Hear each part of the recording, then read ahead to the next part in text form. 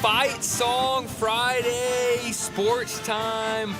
Texas A&M, they get the Fight Song Friday after their big win last week against LSU. This weekend on the road against South Carolina, the only undefeated SEC team in conference play.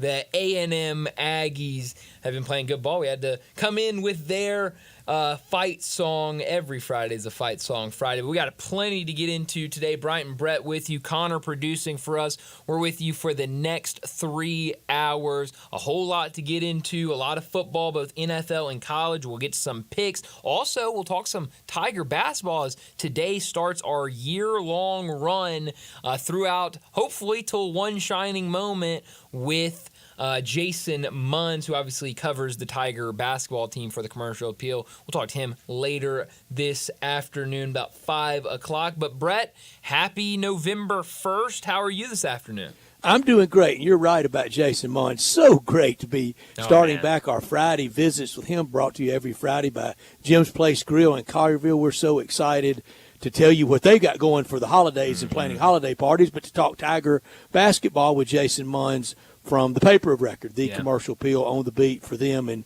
that beat through the years. It has been superstars, and it continues with Jason Munz with his coverage of Tiger basketball. Brian, I think I'm starting 2 Fridays in a row. I've been doing Fight Song Fridays for 33 years now, and back-to-back weeks, I think, with the first time for Vandy last week and the Texas Aggies this week. Yeah, no, I think certainly last week with Vanderbilt was the first time. I don't doubt that for a second. And A&M's been in the league 12 years how now about and that? Gotten around to it. I know as long as I've been Won here, a Heisman Trophy. We've never done Texas A&M. So, I mean, it probably is the first time you've done a Fight Song Friday with Texas Probably A&M. shortchanged, Johnny. Let's go over all the many things that Texas A&M that they have. I've told you, the best stadium. It's not close. Sure. It's not close on second best stadium or anybody in second to them for best stadium. The best opponent locker rooms. I know it doesn't matter to most people, but for me it does, because you can really spread out and get plenty of room at Texas A&M. Great press box, great fandom, great yell leaders, that great fight song, that great band, that beautiful campus that I promise you could eat a full meal off the sidewalk. It is so clean. It is perfect. It looks like it's out of a movie, out of a back lot at MGM where they did it just perfectly. And when you go there, I don't think any party, any stripe, any political proclivity to go see the George H.W. Bush Presidential Museum, and President Bush and former First Lady Barbara Bush, they both are buried there. It is something to see. I could go along. They have had great coaches. Coach Bryant damn near killed all of them down there at one time. They've had 2 Heisman Trophy winners, John David Crow under Coach Bryant and Johnny Manziel. Yeah, that's a long list. They got everything but a trophy case. Well, I was about to say, I feel like we're missing something, but that'd be it. And basketball, they've got a great arena now in basketball. Got one of the great baseball fields that anybody goes through in the springtime. David Kellum said that may be his favorite. Oh, wow. And maybe Mississippi State, but don't tell. Opposing press box. I can't speak for David, but he did tell me that. That's funny. But championships. It means a lot. And that's they don't have many. No, they do not. No, but maybe. I think they lay claim to 1 in 39. Is that right? Wow. In football. Okay, 1939. I don't know how much that gets you. No, it's a long time ago. Not a lot. That's what it gets you. Not a lot. Not a lot at all. But what do you think the rings look like for the 39 championship? Did they even have rings for the 39 championship? Well, we had rings, but I don't know if we had. Were they handing them out to winning teams? Not those big doubloons they have now for championship rings. Good Lord. I mean, it stands out. Anybody wearing a championship ring, you spot it from a mile away. You can't. Exactly, yeah. You really can't go out in those. No. Because, boy, you're talking about a great problem. Saw Teddy Bruschi and he was talking about you don't for a lot of reasons, security if something happened, just just if a stone got knocked Sure. out of it, you wouldn't want to mar it. But he says shaking hands with them on is almost great problem. I got so many rings fantastic. I can't shake hands. This was a handful of years ago. I was working at Stony River, and it was right after Jaren Jackson got drafted to the Grizzlies, and him and his mom and his dad would come in pretty much every Sunday and eat brunch. His dad would come in every once in a while and just sit at the bar and hang out. And I guess he was at some sort of event before he came to Stony River, and so he was wearing his Spurs title ring because whatever event he was, he wore. They asked him to wear the ring, so he's at Stony River and sitting at the bar, and guy next to him was like, "Wow, that's an awfully big ring. That kind of looks like a championship ring. What's that?" And he goes, "Oh, it's the Spurs Finals championship ring." He goes, "Oh wow, where'd you get that? How'd you get your hands on one of those? That's impressive." And he goes, "I won it." And I was like, "Holy That's cow. how I got it." That's a good response." And so it was a nice looking ring, that's for sure. And they do just get more bigger and ostentatious every year. I don't blame them. No. I mean, you win the championship, go all out. I'm all for it. Why not? But hey, we'll see. Maybe this is the year for Texas A&M. Maybe they can do something. Certainly playing good football right I think now. they're an in upset SEC watch. play. Brett, I had to make sure that is not a game we're picking Hold back. on anything. Right. But I feel really good about South Carolina. Save those picks. Yes, save the picks. Especially Connor off the heater he was on last week. Yeah, Woo. he's the only one really pushing Darian. That's right. He had a what was it? A good week in the NFL last week that he had. 4-3 in college, and that's pretty then good, too. 6-1 in NFL. Is that right, Connor? That's pretty good. Yeah, big weekend for me. How about that? 10-4. 10-4, good buddy. I'll take it every time. I'll take that every time. I feel I'm going like I was to on the CB opposite lingo. of that. All right, do y'all even know what a CB is? I think I don't know. I think so, but I don't want to. I don't want have to no say idea. something. I don't want to No say something clue. dumb. You don't know what a CB radio is? No, it's Oh, the yeah, thing. radio, It's yeah. the things. Yeah, okay. Yeah. I No, didn't know it was called just a CB. I didn't want to say anything. I didn't want to be wrong and say something stupid because I've gotten Breaker, very close. good buddy. Yeah, I've gotten very close to saying some dumb things when it comes to way back when or stuff like that. So I sometimes just say them. We'll see if I'm right on the latter end. I forgot. We don't have to make anybody look foolish, so do we? We look foolish enough on our own. Exactly, We don't have to go out and try, do we? And I think that's part of the problem. I already make myself look like a fool most of the time, so I don't Same want to with add me, on. Brian. Same with me. It's been a good week. We got to close out strong today. Yes, we do, and a ton to talk about. I know we're going to talk a lot of football throughout the rest of the show. So I want to spend a couple minutes here and talk about the Grizzlies win last night. We kind of were talking a lot yesterday about, oh man, not in a great spot. You lost back-to-back games. Now you got a Milwaukee Bucks team that at the time we didn't know if Giannis was going to play or not, but a team that was really searching and now still searching for a win. 1-3 last night, now 1-4 the Bucks are. Grizzlies were 6.5 point underdog at home, but the Grizzlies come out. Ja Morant puts on a show. The other guys fill in where they need to fill in, and it was a great team win for the Grizzlies.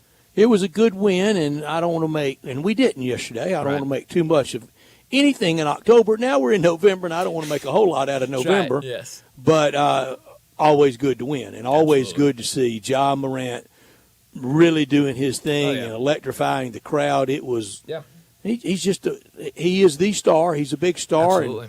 and we got to have the big star come through, and he did, and others did as well.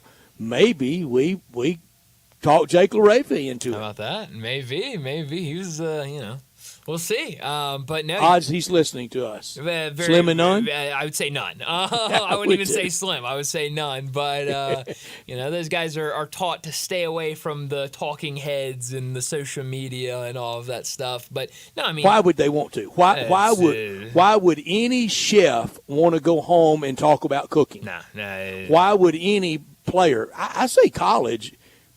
Frankly, give a darn about what we're saying. Yeah, no. I mean, I think you're absolutely right, and so, I think now the rest of y'all better care. Well, that's right. Yes. Y'all are not them. So, but no. But I mean, Ja Morant was fantastic last night. I think we talked about it yesterday afternoon before we got got done with the show, I was expecting a big game from Ja. I mean, Ja was pretty flat out the night before when he was talking to the media. I was reading the story by DeMichael Cole where he basically said, and I think Jaron said the exact same thing, that you get on social media and you got people calling you soft because you're on minutes restrictions and because you can't really go and you hate it. So I felt like after back-to-back losses, a lot of noise, a lot of people talking about him, that he was going to go out there and say, hey, let me remind y'all who I am. Let me remind y'all what I can do on a basketball court. And he did it very quickly and finished with the triple-double. So a really, really fun game watching him. And I think it's always good. And it feels like, we've gotten so used to, Pete Pranica and the hammer and nail coffin. That's when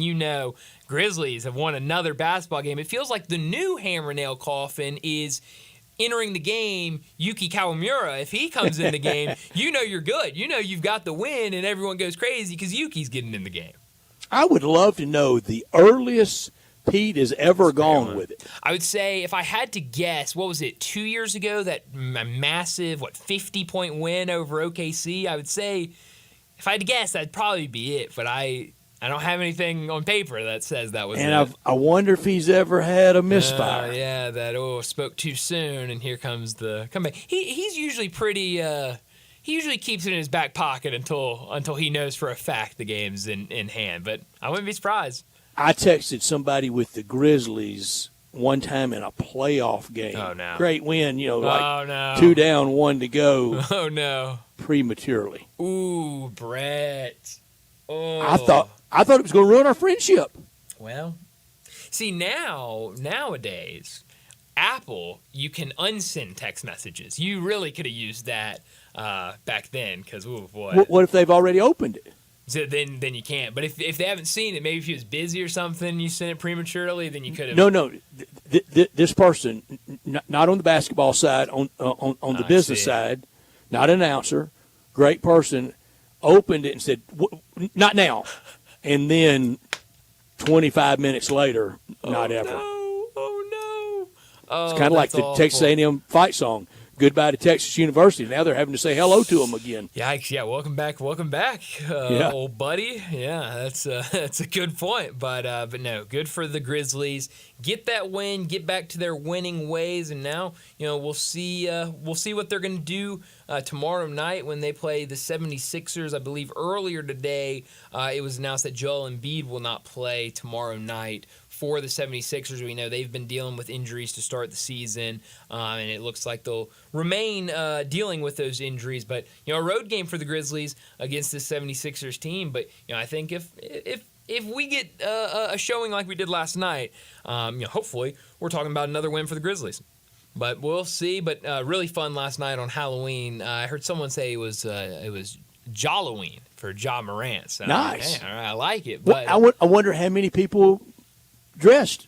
It's a good question. For Fright Night. It's a good question. Happy All Saints Day. That's right, yes. One of the best hymns in the Methodist hymn book. 100%. I will not try to sing all the... No, I won't try to do it. Yeah. One of the great songs. I think you know what All Saints Day, what you recognize, what you commemorate, is everybody that passed away between this date last year and now. Yeah, absolutely. So I almost forgot it was All Saints Day, so thank you for great song. One of my favorites in the old Methodist hymn book. Well, let's set up the show before you start singing it. I could wake up some of the deceased if I started singing. Good Lord. Well, yeah, let's set up the show so we don't have to hear you singing. But no.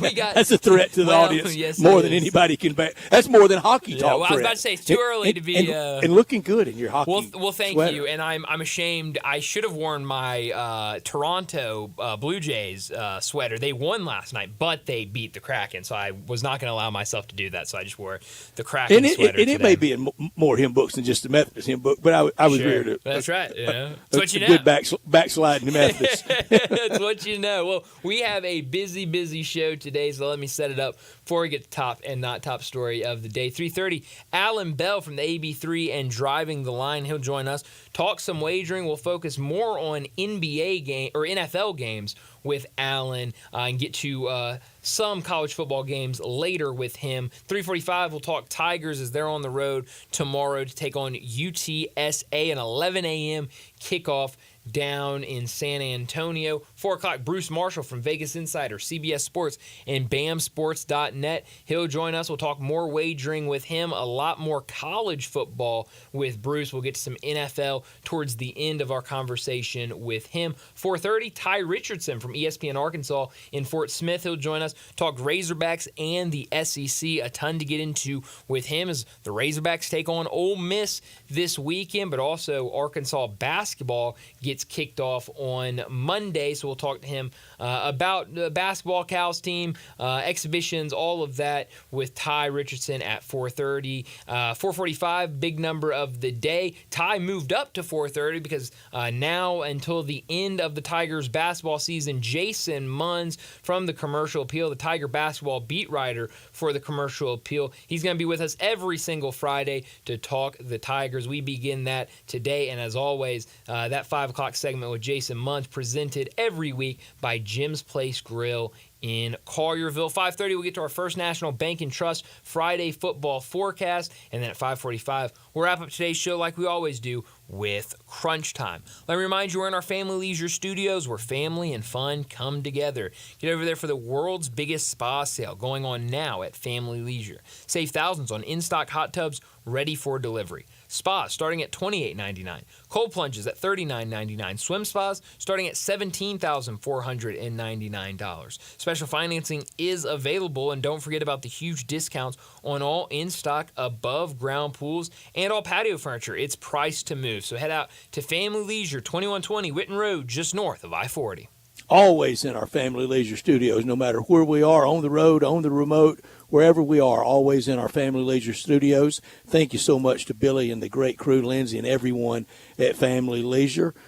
Connor Dake is producing, Bryant and Brett, and we are Sportstime, and we're with you until 6 o'clock. We want you to be a big part of our show by texting or calling 901-360-8255. That's the Sissy's Log Cabin text and talk line. All our guests will appear on that same number, 901-360-8255, on the Sissy's Log Cabin guest line every day this hour, brought to you by Lexus of Memphis at 2600 Ridgeway and online at lexusofmemphis.com. Great offers on the remaining 24s, always special leasing options, but the 25s, they are taking over.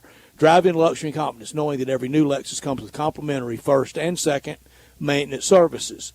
Call them at 901-334-9673, but stop by the one and only Lexus dealership at 2600 Ridgeway and visit with them and put yourself in the driver's seat of that all-new 2025 LS500, and you'll be looking and you'll be driving in style. Driving luxury and confidence, knowing that every new Lexus comes with complimentary first and second maintenance services. When you purchase a Lexus, you get top-of-the-line engineering and design, and that makes for that luxury driving experience. Online at lexusofmemphis.com. Experience amazing at Lexus of Memphis. Top story of the day. Well, my top story of the day has got to be the Grizzlies winning last night. Now they get back to 500, 3-3 on the young season. Only 6 games down, a whole lot more to go. But last night, it was all about Ja Morant. He was fantastic. 26 points, 14 assists, 10 rebounds for him. He knocked down 2 triples. He was really good at the free throw line. He also added a steal. He was really, really good. And the rest of the team, they were pretty good too. Jalen Wells, 16 points. Santi Aldama, 19 points. Jaren Jackson Jr., 13 points. Zach Edey, 10 points. Every starter in double figures. Jake LaRavia off the bench with 11. Scottie Pippen Jr. played 27 minutes off the bench and finished with 16 points. It was a really, really fun game. A team win for the Grizzlies. I mentioned it yesterday. It felt like the Grizzlies were kind of struggling early this season on the boards, but they did not have that issue last night, out rebounding the Bucks 56-38. They were all over the boards, and I mentioned it. Zach Edey, I thought, had a really solid night last night. 10 points for him, 8 rebounds. He blocked a shot. He recorded a steal. 5 for 9 from the field in 24 minutes of action. You look at what he has done to start the season. He's really struggled. It's kind of been a process for him to try to find his footing. And going into that game last night, he was averaging about 14 and a half minutes per game because of the foul troubles. Like I mentioned, played more than 20 minutes last night, and so I think that's what you want from him, especially early on. If you can get a stat line like that on a consistent basis, I think you're really pleased with what you're getting out of Zach Edey. I'm with you. My top story, first week of November, and whatever the list of potential college football playoff bracket participants that it is, it'll be whittled down some this weekend. I think it's around 18 to 30, but that will start narrowing with every passing week.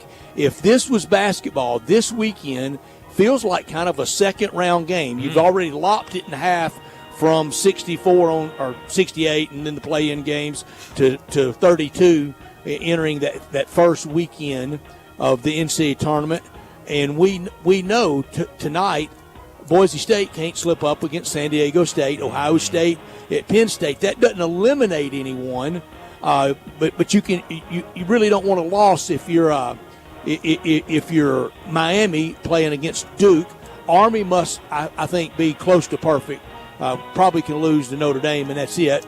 Oregon at Ann Arbor, cocktail party. Iowa State at home against Texas Tech, and the Indiana Miracle continues. That makes it feel like kind of March Madness with Indiana still out there on a bracket, and look out for A&M at South Carolina. Yeah, absolutely. Not top story of the day. Well, my not top story of the day, it's the NFL, and it got kicked off with a bang last night, Thursday Night Football. I thought a really fun game. The Jets get a 21-13 win over the Texans, and it was really a tale of two halves for the Jets offense, and more specifically Aaron Rodgers. He said after the game on the Prime Video Thursday Night Football post-game show that he didn't know if he could have played worse than he did in the first half, but in the second half he came out, played much better. They scored 21 points in the second half and go on to secure a big victory over the Houston Texans. And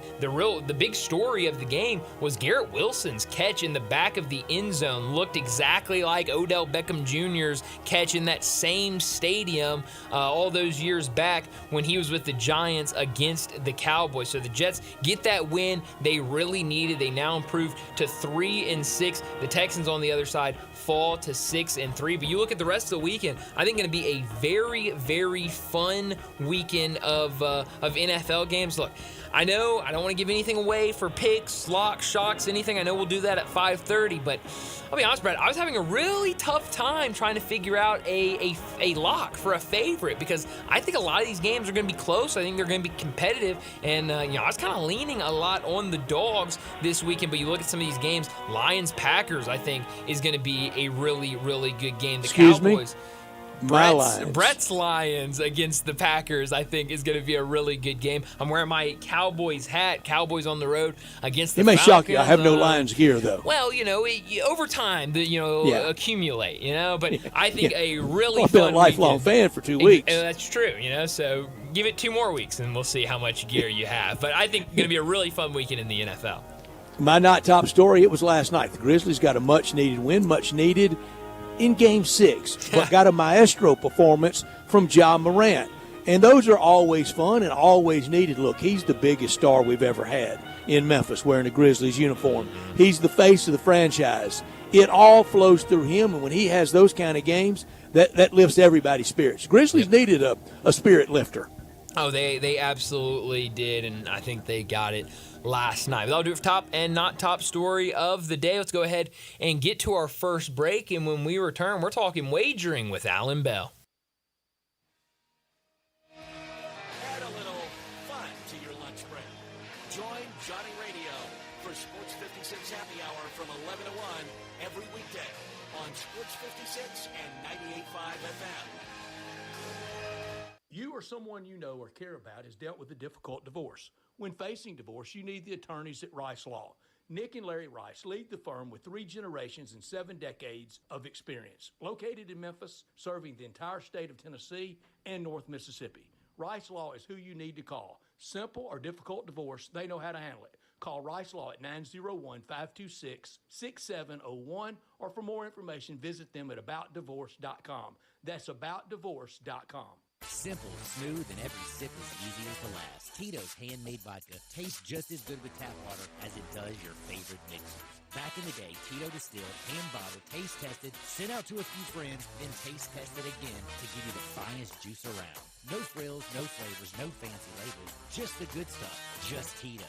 For recipes, videos, and more, visit Tito'sVodka.com. Distilled and bottled in Austin, Texas. 40% alcohol by volume, namely 80 proof, crafted to be savored responsibly. Jenkins Floors and More invites you to their retail warehouse where they pass wholesale savings on to you. Jenkins Floors in Little Rock, Cleveland, Mississippi, and now open in Horn Lake at 2356 West Goodman Road. Specializing in flooring and carpeting, tile, plantation shutters, and blinds, Jenkins makes your life easy with a 2-week turnaround. Contractors, builders, or family projects, call 662-469-9350 for a free estimate. Owners Timmy and Rebecca Jenkins say hello to Sports 56 fans and look forward to your business. Step up your wings game at East Coast Wings and Grill. With 60 wing flavors and 7 heat indexes, do you have what it takes to turn the heat on your wings up to insanity? East Coast Wings and Grill is family friendly with a large variety menu to satisfy the whole bunch. Sign up today for their loyalty program and taste the rewards. For every dollar you spend, you collect a point. Earn 100 points and receive a $5 reward. Next to Lowe's off Highway 64 in Bartlett, come try America's best wings at East Coast Wings and Grill. I'm with John Burgos from the world-famous Rendezvous in the Alley since 1948. Brett, we have catered parties all over this country and all over the world, from Singapore, Australia, to Central Park in New York. But many people don't realize how much we do locally. For holiday events, office parties, tailgating, birthday parties, you can't do better than the Rendezvous. For example, you can get a cheese and sausage tray for 15 to 300 people for $3.75 per person. You can even build your own nacho bar for $10.50 per person. All you need is a minimum of 15 people. In many cases, we can arrange delivery and full-service catering. We've even made it easy to get to-go items. You can just park at our front door in the alley, put on your flashes, and we'll get you going ASAP. For all your catering items and prices, go to hogsfly.com, click on menu, and drop down to catering. Thank you, John. The Rendezvous, Mr. Charlie Burgos' Rendezvous in the Alley since 1948 and celebrating its 75th year. Do you know one of the best things you can do for your employees or family's health? Provide Arctic Clear bottled water. Arctic Clear bottled water is your locally owned and operated bottled water provider. Arctic Clear is 100% natural spring water with free delivery and setup, dependable service, and no long-term contracts. What an easy choice. Call Jeff Manus today, 901-382-2363, or visit arctic-clear.com. Arctic Clear bottled water. Call now, 382-2363. That's 382-2363. Sports 56 traffic. It's 15-20 minutes. It's actually looking pretty good. It did try to get a little bit slow earlier in the construction zone on 55 northbound between Macklemore and South Parkway. We're keeping an eye on it as traffic already increases south of Memphis on 55 down through South Haven, all the way down into DeSoto County. At the Humane Society of Memphis Shelby County, you can adopt a pet and change a life. For more information on the pets that are available for adoption, log on right now to memphisHumane.org. I'm Commander Chuck with your on-time traffic.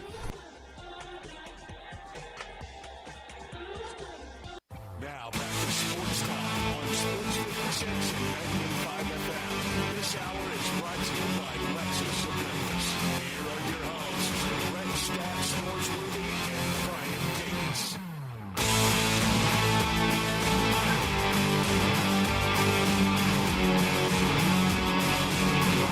Welcome back into Sports Time. Bryant and Brett with you in our Family Leisure studio, and we got to talk some wagering. We do it every single Friday with Alan Bell. He joins us from the AB3 and Driving the Line. Alan, thanks so much for joining us. Whole lot of games to get into, so let's start with the NFL, and I want to start with a game that's going to be taking place in your backyard. Patriots at the Titans. The Titans, a 3.5-point favorite at home.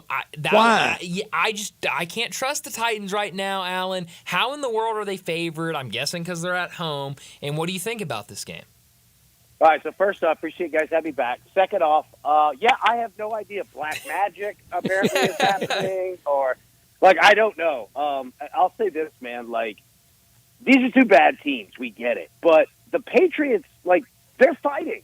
Like, I like their locker room. Like, we knew going in that they weren't going to be good. Like, it's not a surprise. But they're playing better than kind of really anybody thought, even though their record is what it is. The big question is the quarterback position, right? Are they going to go Drake May? Are they going to go Jacoby Brissett? What do they do? But I'm with you. There's no way I'm betting on the Titans as a favorite against anybody. They could be playing Whitehaven High School. I'm taking Whitehaven, all right? Whitehaven's got it, man. Yeah, I'm not betting the Titans. No doubt, Alan. The Titans are so bad. I don't know how they're favored anywhere over anyone. And Mike Vrabel, I know whenever he gets back in, he's never going to forgive the Titans. I can't blame him. Look, I can carry a pretty good grudge, too. He's going to carry one. They did him a favor. He needs to get over it. Yeah, they did do him a favor. You know, the hard part is this, is like, maybe he was right. You know what I'm saying? Like, hey, you've given me a terrible GM. There's people around here don't know what they're doing. Like, can I just run this? Like, I think I know what's going on in the NFL, you know. But you're right. Like, he'll get out and, you know, he'll find himself a pretty nice, cushy job. You know, this year he'll have his choice of them. I'll say that. Yeah. He absolutely will. I'm curious about this Cowboys game. You know, I always got to ask you about my Cowboys. On the road this weekend. Playing at noon. Yeah, it's going to be an early one. I'm not used to these noon games. That's a backhanded slap at the Cowboys. It sure is. But right now, Atlanta, 3.5-point favorite. The total in that game, 51.5. What do you like between the Cowboys and the Falcons? I like the over, right? Okay. Because I think that if you're the Cowboys, like, the only way out of this is offense. Not going to be defense. You know what I mean? Yeah.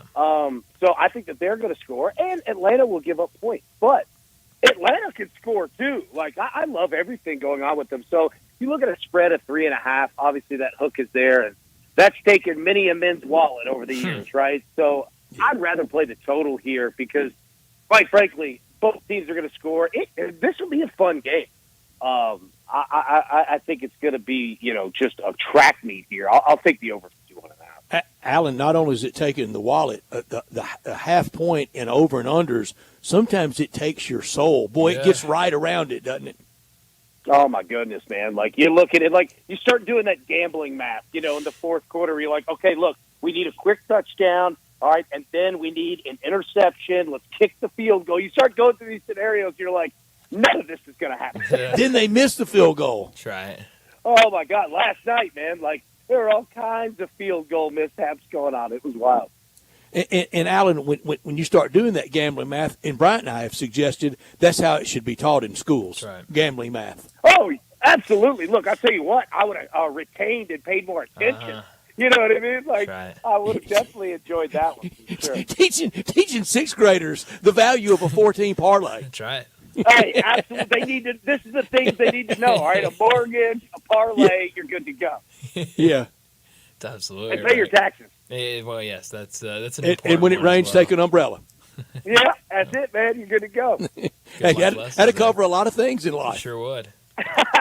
No doubt. It absolutely would. Alan, another game I'm curious about, the Cardinals at home. I'm seeing right now this line's moving a little bit. See it right now, Arizona 2-point favorite at home against the Chicago Bears. Last week, I mean, just a heartbreaking loss for the Chicago Bears. On the other side, Cardinals pick up a good win. Right now, Arizona 2-point favorite, that total at 44.5. What do you like? I like Arizona here.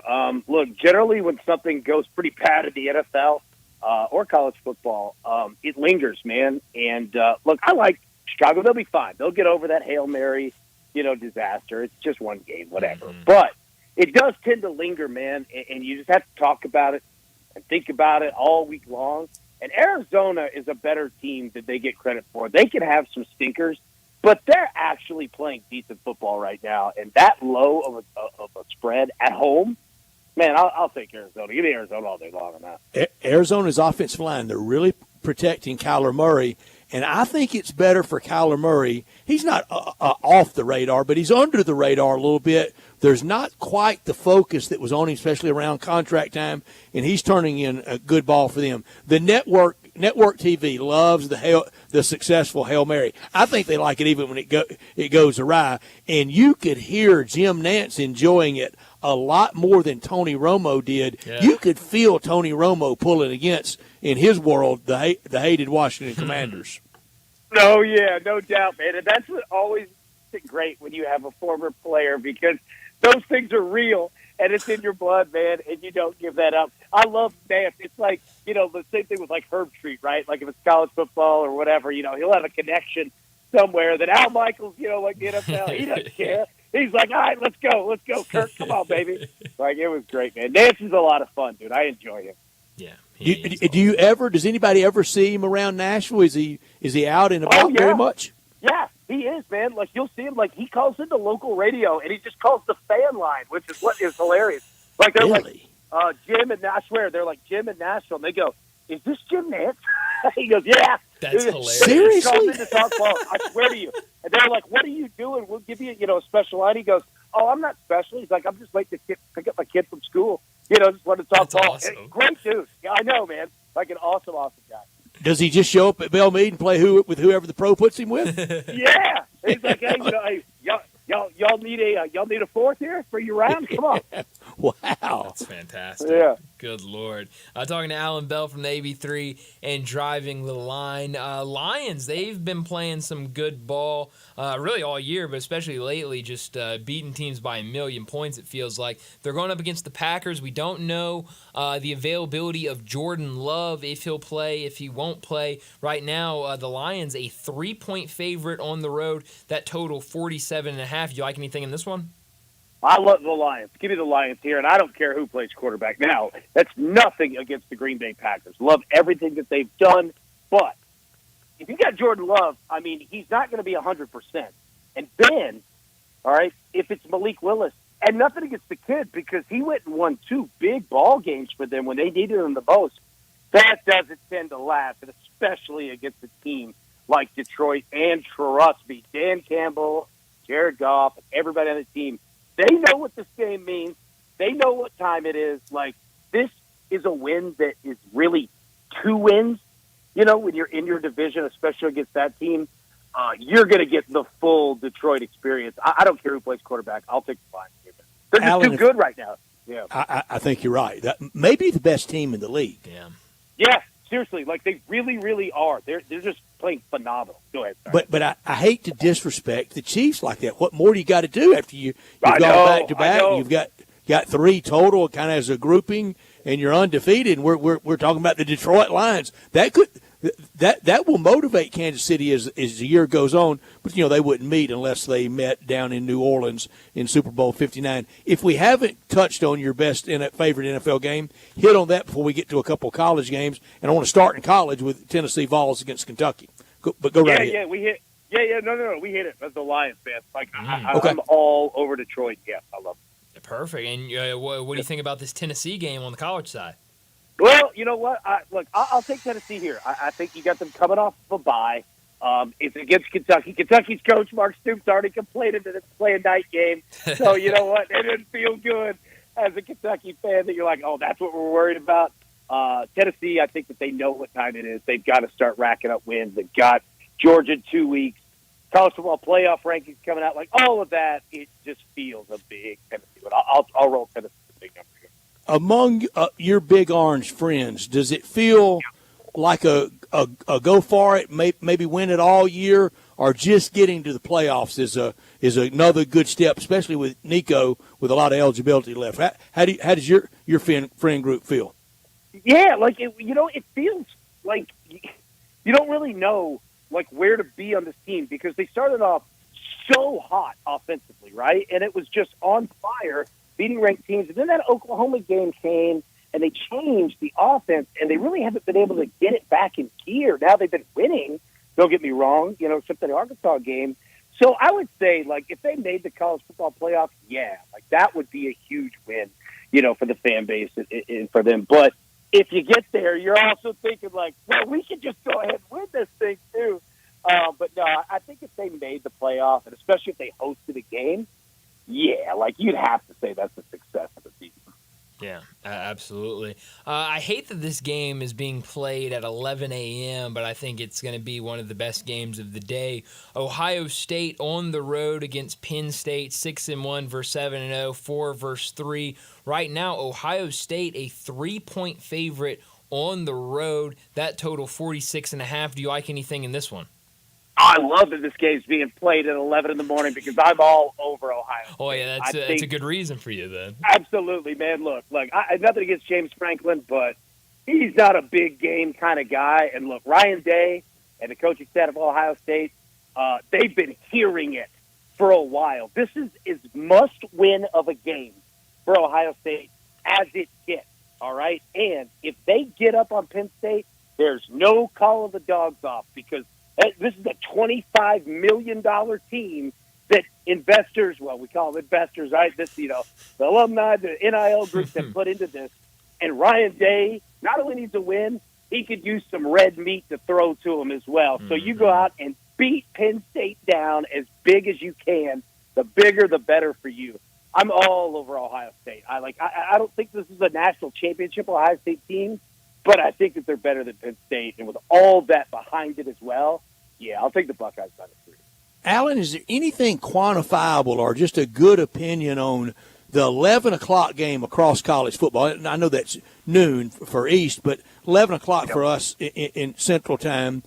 Anything advantage home, advantage road, what is it? For a long time, I thought it was big advantage home, and the worst Ole Miss home loss ever occurred this year at 11 o'clock to Kentucky, and Ole Miss was at home.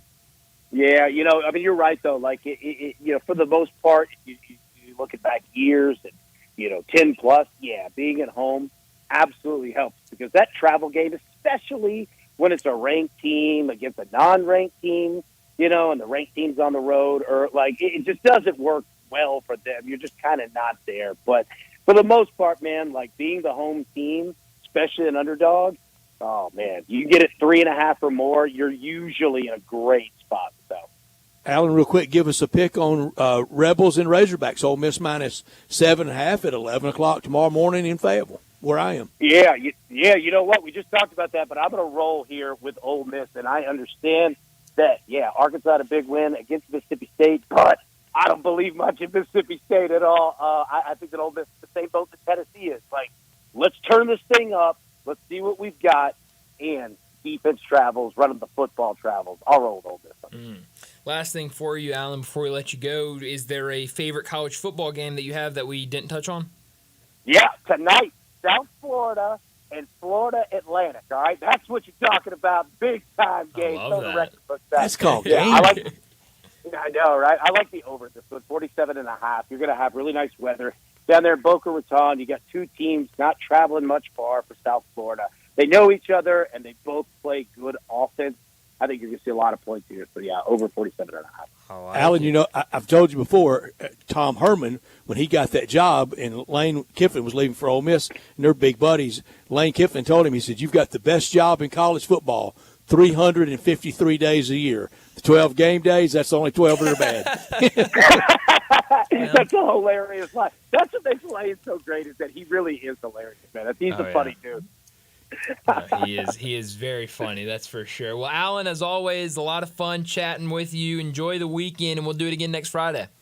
Hey, look forward to it, boys. Y'all have a good one, man, and we'll talk next week. Thanks, Alan. Thank you, Alan. Thanks, man. Alan Bell joining us from the AB3 and Driving the Line, giving us some picks for both the NFL and college football. Are you going to play that over tonight? Well, of course I am. I mean, do I have a pulse? 47.5. You just need 7 touchdowns. That sounds easy, doesn't it? That's right. I'll be. Eli might not be happy. I'm gonna be sitting next to him at the Christian Brothers game, running the stream, going touchdown. Let's go. Speaking of Christian Brothers, tomorrow the Arkansas expecting Patrick Kudus back in playing time tomorrow. Yes, I saw. I believe might be a captain for the game or something. I saw they posted something with him. I saw going around social media. So yeah, that will definitely be much beloved in the CBHS world. Absolutely, 100%. Well, let's go ahead and get to another break, and when we come back, we're going to start talking about this Memphis versus UTSA game, another early one tomorrow morning at 11 o'clock. We'll do that next on Sportstime. Join the voice of the Tigers, Dave Woloshin, for Wolo and Friends. Weekday mornings from 10 to 11 here on Sports 56 and 98.5 FM. The 2025 Range Rover Sport sits right at the heart of the Land Rover lineup, offering a perfect mix of style, performance, and versatility. Smaller and more agile than a full-size Range Rover, it's a A great option for everyone who wants luxury and practicality. Every model comes with 8-speed automatic transmission and all-wheel drive standard. Whether you navigate city streets or tackle rough terrain, Range Rover Sport has you covered. Every drive is powerful and breathtaking. The 2025 Range Rover Sport is the epitome of sporty luxury. Test drive one at Jaguar Land Rover Bluff City. Memphis, it's official. Crab King's Seafood is where it's at. For the most flavored seafood and the biggest plates, run to a Crab King's near you. Visit the Bartlett Cordova location at 7140 Stage Road. The price, the portions, the service is why Crab King's is number one. So don't be disappointed in seafood. Make the right choice the first time and every time. Make it Crab King's. Crab King's have only locally grown catfish. Come and devour tasty snow crabs, king crab, shrimp, salmon, catfish, calamari, and so much more. Enjoy Memphis's best tasting pasta with your choice of toppings. Visit the Bartlett Cordova location at 7140 Stage Road. Crab King's is open Wednesday through Sunday. Enjoy 50% off lunch portions and dollar fountain drinks. The number one name in Cajun seafood is Crab King's Seafood, a Memphis favorite. Crab King's, 7140 Stage Road. King's with the Z. Summer may be over, but yard work, it goes on. Don't worry, Colonial Hardware makes it easy for you. Colonial Hardware has all the lawn and garden tools you need from the best brands in the business. Ferris, Snapper, Husqvarna, Toro, Echo, Shindaiwa, and Billigo. Servicing most brands of lawn equipment, Colonial's master service techs will keep you going year-round. Colonial Hardware, family-owned and operated, and serving you for nearly 50 years. It's Bass Pro and Lincoln at Sycamore View, and online at colonialhardwareinc.com. Admit it.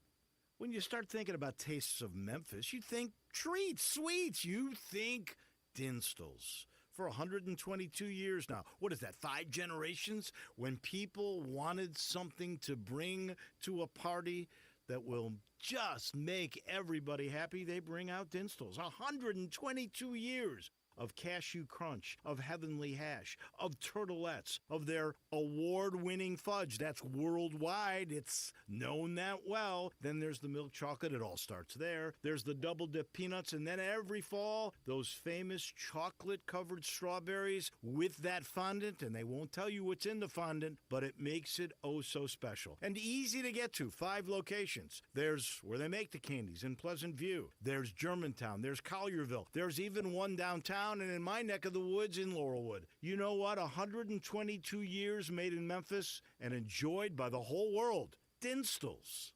So you need to sell your house? I have the solution. Call 901-406-1101. That's 901-406-1101. Call my buddy Bill and I buy houses. Any house, any area, as is. It's literally as simple as that. Just pick up your phone. Call 901-406-1101. That's 901-406-1101. Call my buddy Bill and I buy houses. Guaranteed to close in 5 days. If you need to sell your house fast, call Bill at 901-406-1101. That's Bill and I buy houses. Now back to Sports Time on Sports 56 and 95 FM. This hour is brought to you by Lexus of Memphis. Here are your hosts, Brett Scott Sportsworthy and Brian Davis.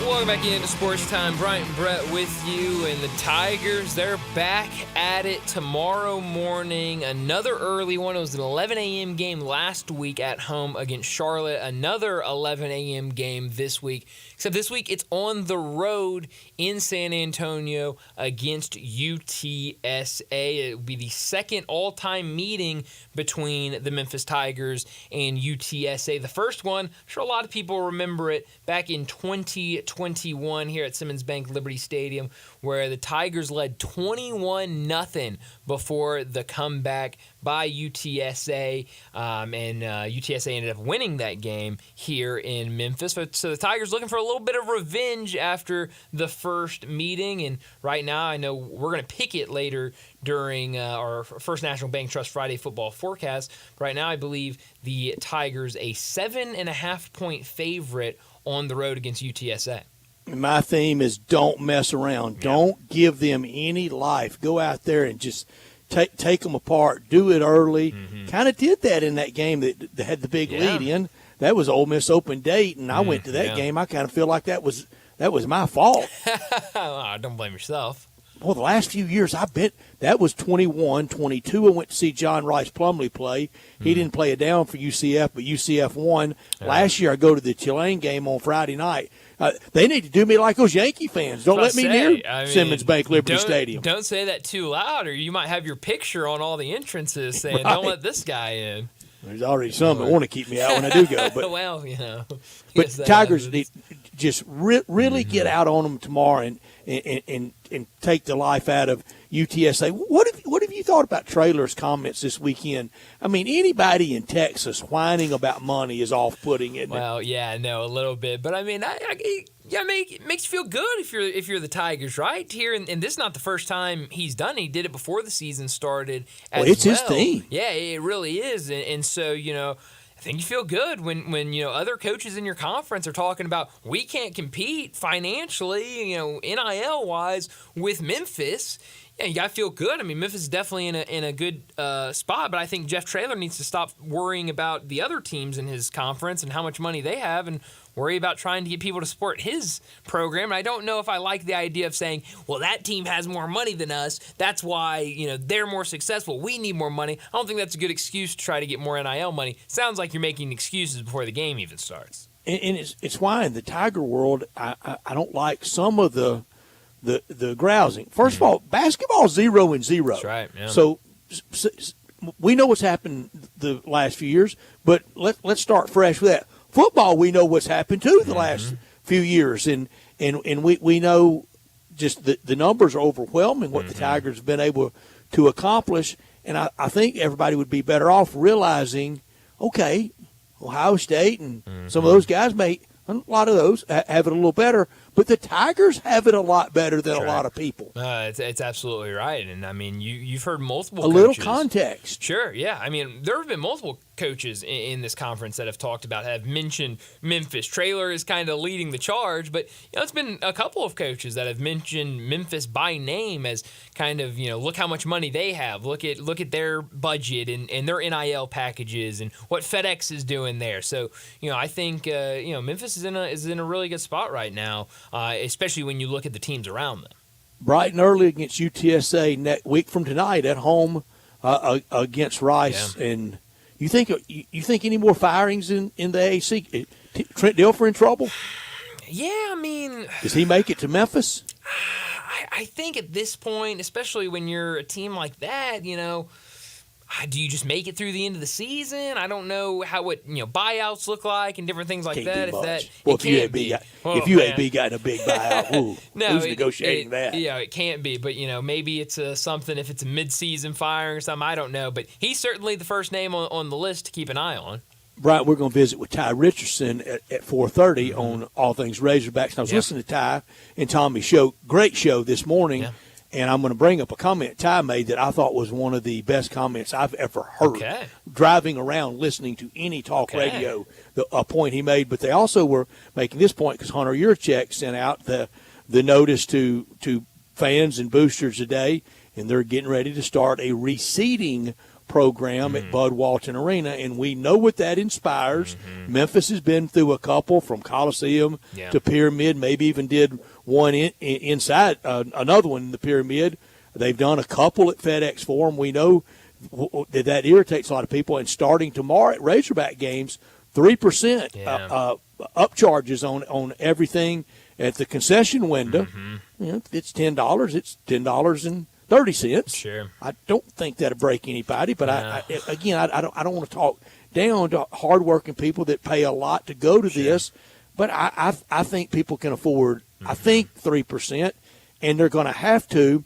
And they made this point in crosstalk and dialogue with each other that the day of firing that coach early in a tenure and paying that big buyout, people are going to have to eat it.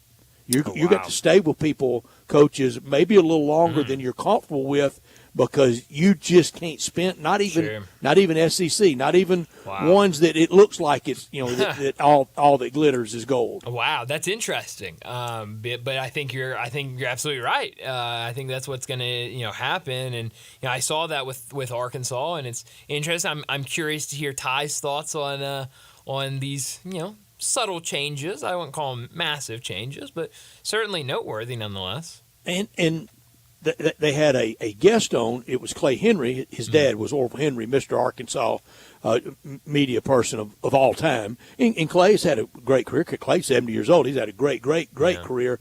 But he made the comment, and it's true. It sounds brusque. It sounds very unempathetic, sympathetic. You don't have to go. That's right. Yeah, you don't. And you don't have to buy, That's right. the jumbo nachos. That's right. Yes. You don't have to go and get. No, when you go, you want to Sure. eat. But there are also things that are priced more reasonably. 100%. Everything's not expensive. No, you're absolutely right about that. But tomorrow morning, Tigers and UTSA. It should be a fun one. Another early. It feels like every game we've talked about today is an early one. I mean, Well, it won't be next Friday. That's That'll true. be Friday No, night. that will be a. But there are a lot. One. The 11 o'clock window tomorrow is fantastic. Yeah, it's a really good window. I'm not going to get in front of the TV till about 5. That's right, yeah, because you have your own duties with Ole Miss. But last thing, you watch the punter for me. Yeah, okay, I'll keep a close That's eye. Connor's That's guy. Connor. Yeah, that's Connor. Yeah, that's who keeps Connor's a guy. close eye on old Pat. Y'all are boys, aren't you, Connor? Yeah, he loves Pat. He's nodding his head in there. That's but, fine. Yeah, I mean, to each their own. But last thing I'll say about UTSA that I think will be a big thing to keep an eye on tomorrow. One of the most penalized teams in all of college football. Giving up a ton of yards per Trailer's game. a good coach. He's good. He's a really good coach. Let's be honest. We all thought he'd be out of there by now. 100%. I mean, he was the name. At A&M. That's a great point. So it is a little surprising he's still there, and the amount of penalties has been a little surprising. But we'll see what happens tomorrow morning. Tigers about a 7.5 point favorite for tomorrow morning's game. But let's go ahead and get to a break and wrap up our first hour. When we come back, talking more wagering with Bruce Marshall.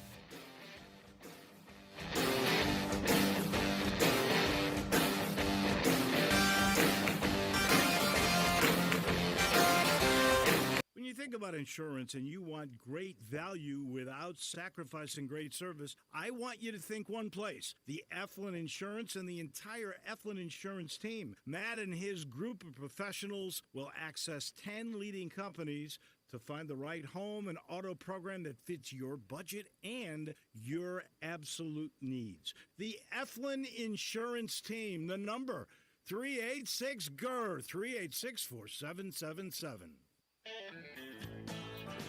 Hi, this is Troy Fiveash, owner of Fiveash Roofing. Did you know there are so many roofing companies in Memphis that I don't even know them all?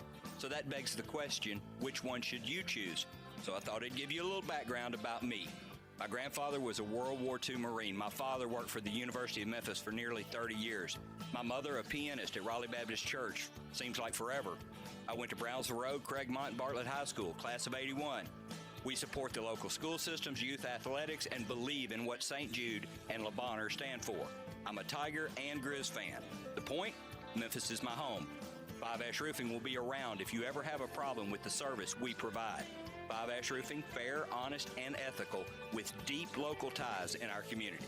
367-0050 or memphisroofer.com. Five Ash Roofing, it's what we do. We're here for you. Robinhood is introducing forecast contracts so you can trade the presidential election. Through Robinhood, you can now trade financial derivatives contracts on who will win the U.S. presidential election, Harris or Trump, and watch as contract prices react to real-time market sentiment. Each contract you own will pay $1 on January 8, 2025, if that candidate is confirmed as the next U.S. president by Congress. Learn more about the presidential election contracts on Robinhood at www.robinhood.com/election. The risk of loss in trading commodity interest can be substantial. You should therefore carefully consider whether such trading is suitable for you in light of your financial condition. Restrictions and eligibility requirements apply. Commodity interest trading is not appropriate for everyone. Display prices are based on real-time market sentiment. This event contract is offered by Robinhood Derivatives, a registered futures commission merchant and swap firm. Exchange and regulatory fees apply. This station does not recommend any specific investment. Visit Frontier Western Store today for new shirts and boots. Frontier is your top Carhartt store in the Mid-South. There's thousands of in-stock shirts and jeans. They have the classic K87 pocket tee in every color they make, including new ones just released. Available small to 4X. Want new jeans? Frontier has you covered with super tough work denim by Carhartt. And you've got to check out their selection of Ariat jeans for men, women, and children. You'll love how easy it is to find the size and style you need. Have you seen Frontier's remodeled world-famous boot showroom? It continues to expand. New styles by Ariat just arrived, plus plenty of in-stock proven classics too. Whether you need work or dress boots, trust that Frontier's the place to come. See thousands of pairs of Ariat boots and thousands more by Dan Post, Corral, Durango, Rocky, Twisted X, and others. And Frontier's pricing is lower than online and chain stores, so you know just the local shop to visit. Frontier Western Store, 5880 Goodman Road in Olive Branch, and on the web at frontierwesternstore.com. Locally owned and operated since 1967. Jason's Deli. When you're dining in or picking up curbside, you can expect wholesome food and no surprises. Just delicious sandwiches, crisp salads, and clean quality meals made with the freshest ingredients and no artificial trans fats, MSG, high fructose corn syrup, or artificial colors and dyes. Around here, a lot of thought goes into what we put into our food and what we take out of it. Because you're not just taking the bite, you're getting a taste of who we are. New items are constantly being created to expand our menu for all tastes and special diets, vegan and gluten-free options available, convenience, and on-time delivery you can count on. It's just a click away at jasonsdeli.com. So whether you need to feed 5 people or 5,000, the team at Jason's Deli, they have the credentials and the commitment to keep you satisfied. Freshness is nearby at Jason's Deli, locations at Ridgeway and Park Place Center, Poplar Highland, Germantown Road in Cordova, and Goodman Road in Olive Branch. Jason's Deli, it's wholesome food and no surprises. Sports 56 traffic. Good afternoon. MPD on the scene of a couple of wrecks out here. We're still keeping an eye on this construction zone over here. It's still trying to slow down at times. 55 northbound between Macklemore and South Parkway. A little bit of extra travel time out through there just to be on the safe side. It's also picking up out of the Midtown area, especially I-40 over here around Chelsea. It still looks good. 40 west at Danny Thomas as that traffic starts to crank up now westbound across the Hernando de Soto Bridge back over into West Memphis. Weimer's Jewelry, 7525 Highway 64 is your full-service, family-owned jewelry store. They're right here in Memphis. Go by and see them this weekend. I'm Commander Chuck with your on-time traffic. Sports 56, WHBQ Memphis, and W253DF Memphis, with Dave Woloshin, weekday mornings from 10 to 11. Sports Time. Sports 56 and 95 FM. This hour is brought to you by Wilson's Auto Wash, residential and commercial pressure washing service you can trust. Here once again are Greg Horsworthy and Bryant Dakin.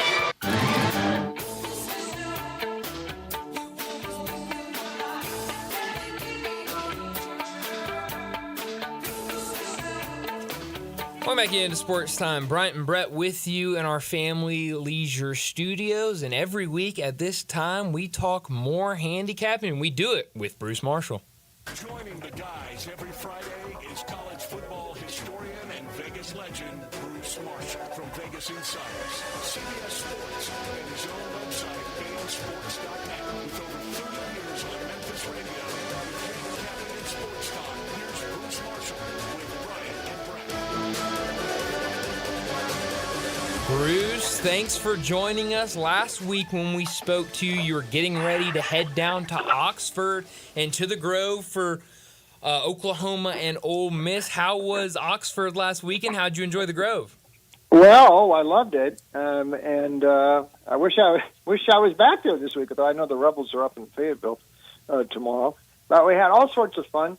The drive down there and the drive back. I think I ate at 2 Waffle Houses on the way, so that was good. Nice. And we made it back to to Nashville to watch the Preds on Saturday night. So we did an SEC NHL doubleheader, but it was really neat to be in the Grove and to see Brett and all the happy people there. And it turned out the happy Ole Miss crowd. First half looked a little dicey there. Once the Rebels got control, they were cruising home last Saturday. 16-0 in the second half, but it was too close for comfort in the first half.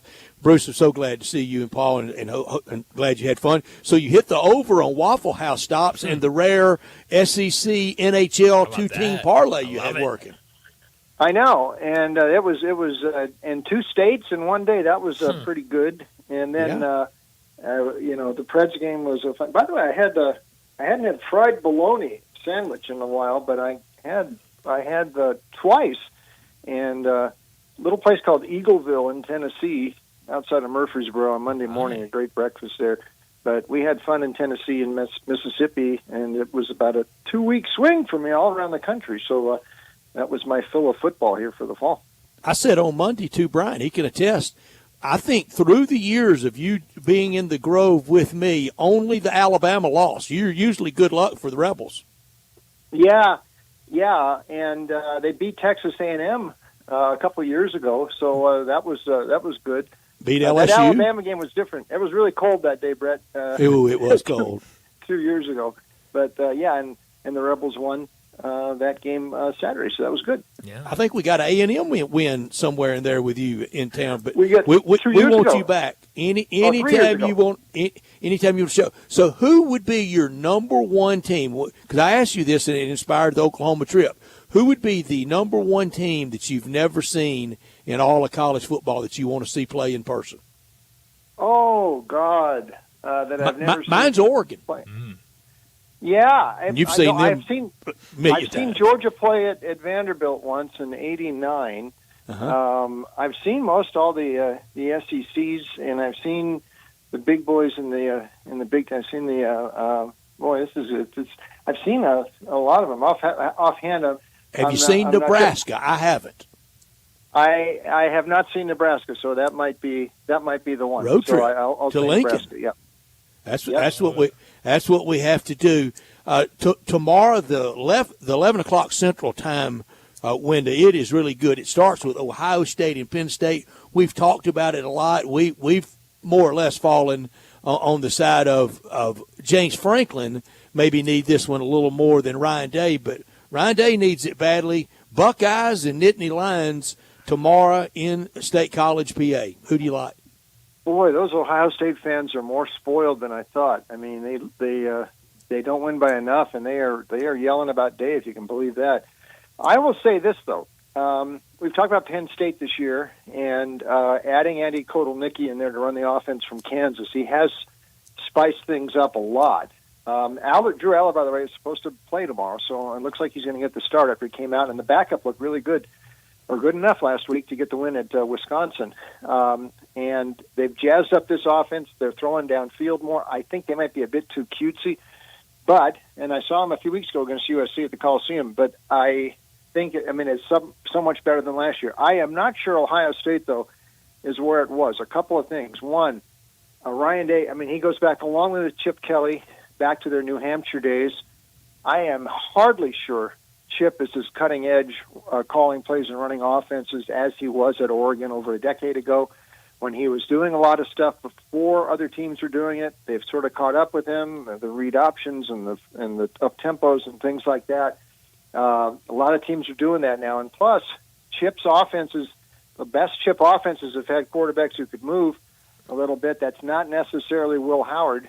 And I'm still not sure he's much of an upgrade from McCord, at least the Kyle McCord before the Pitt game last week for Syracuse. So I actually think Penn State might get him. They haven't won since 2016, and that was in Happy Valley against Urban. They haven't beaten Ohio State in 8 years. I think they do it. I'm going to go Penn State 24-20 tomorrow. I just don't think this is not the Justin Fields, C.J. Stroud Ohio State offense. Is not by a wide margin this year. That's why I think Penn State might get them.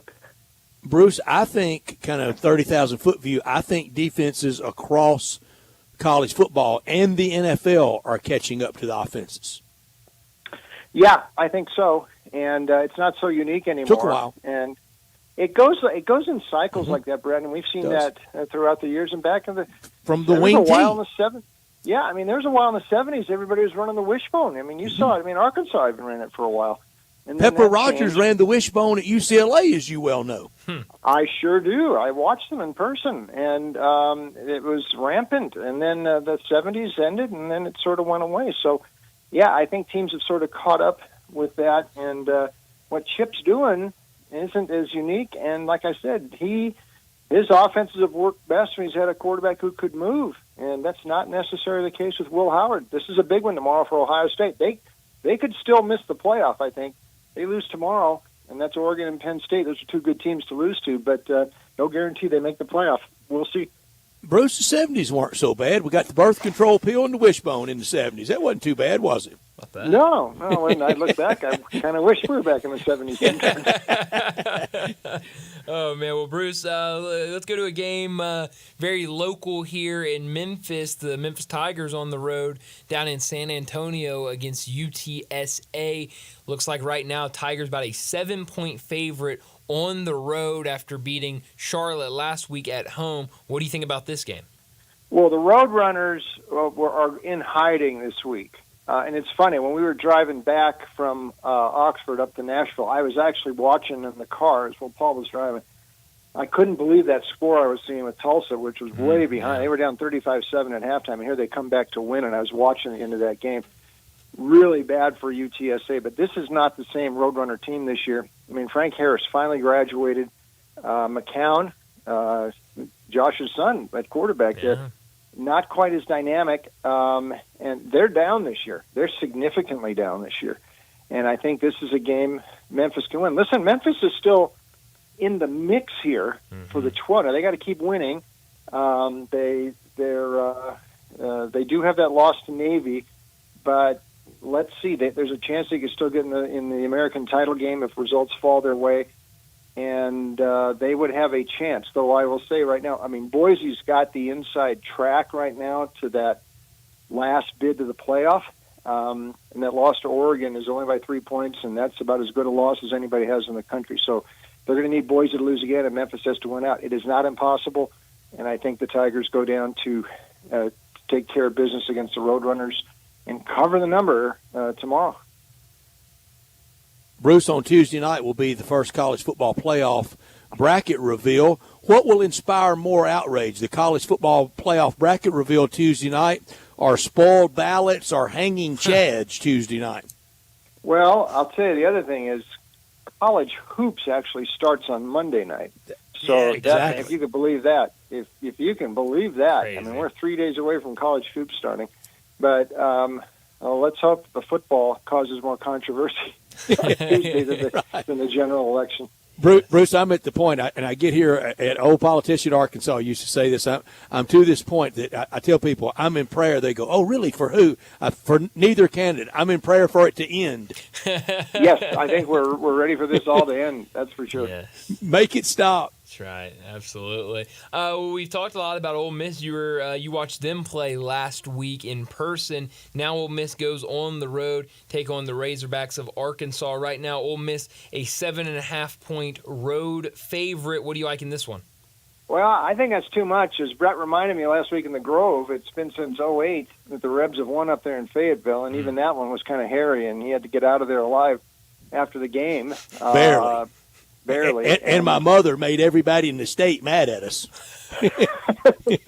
So there you go. I told her, I said, calm down. We got to live here after this weekend. Yeah, well, we'll see about this one. One thing about the recent matchups here, Sam Pittman, for what it's worth, has covered all 4 of the games against Lane Kiffin since they both arrived the same year in 2020. They won up there in 2020 when Felipe Franks was their quarterback, and these games have been really close. So there's reason, I think, to give Arkansas some consideration here. I thought this season might start to go sideways before last week, but they really revved it up. Almost 700 yards at Starkville in 5 TD passes by Taylon Green. Looks like whatever Bobby Petrino's got him doing, he has absorbed it now. And Arkansas is capable of that. I mean, they have had a couple, like the UAB effort early in the year, they weren't quite there, but I would expect them to be fully focused here. The one thing about Ole Miss, though, I mean, the defense is really tough. They're very tough against the run, which is why I think the under is probably a good thing here. And I still remember back to the South Carolina game. I was very sure South Carolina was deciding that game, and they most definitely were not. Ole Miss really shut them down, and the defense did its job. I think Arkansas has got a little sharper edge than South Carolina offensively. It might not be that easy, but Ole Miss will be certainly tougher to move against than Mississippi State last week, which is why I think under 54.5 is probably a very good play this week in this game. Despite all those points Arkansas got involved with against Mississippi State last week, I think this one might go under, and I'd probably take the points with Arkansas. Maybe close win for Ole Miss, 24-20, something like that, but it's going to be a hair-raiser tomorrow in Fayetteville. It's always close between these two. I thought Shane Beamer went a long way to helping Ole Miss in that South Carolina-Ole Miss game. I don't think he tries going for it on the first series from his own 35 against Texas A&M tomorrow night. The Texas Aggies in Columbia against South Carolina. The Aggies are a 3-point road favorite. We've had the Aggies on upset watch all week. What do you think? Well, they should be. I mean, you're coming off a very emotional win against LSU at home. But I'll tell you something. Mike Elko is moving into Coach of the Year consideration here, and I'm very impressed the way, he had to spot Marcel Reed in the game last week, and that's not always the easiest thing to do, but Weigman does sort of up and down, and moving quarterbacks in and out, there's an art to that, and these quarterbacks do have some different skill sets. So if A&M can work that right, all the power to them.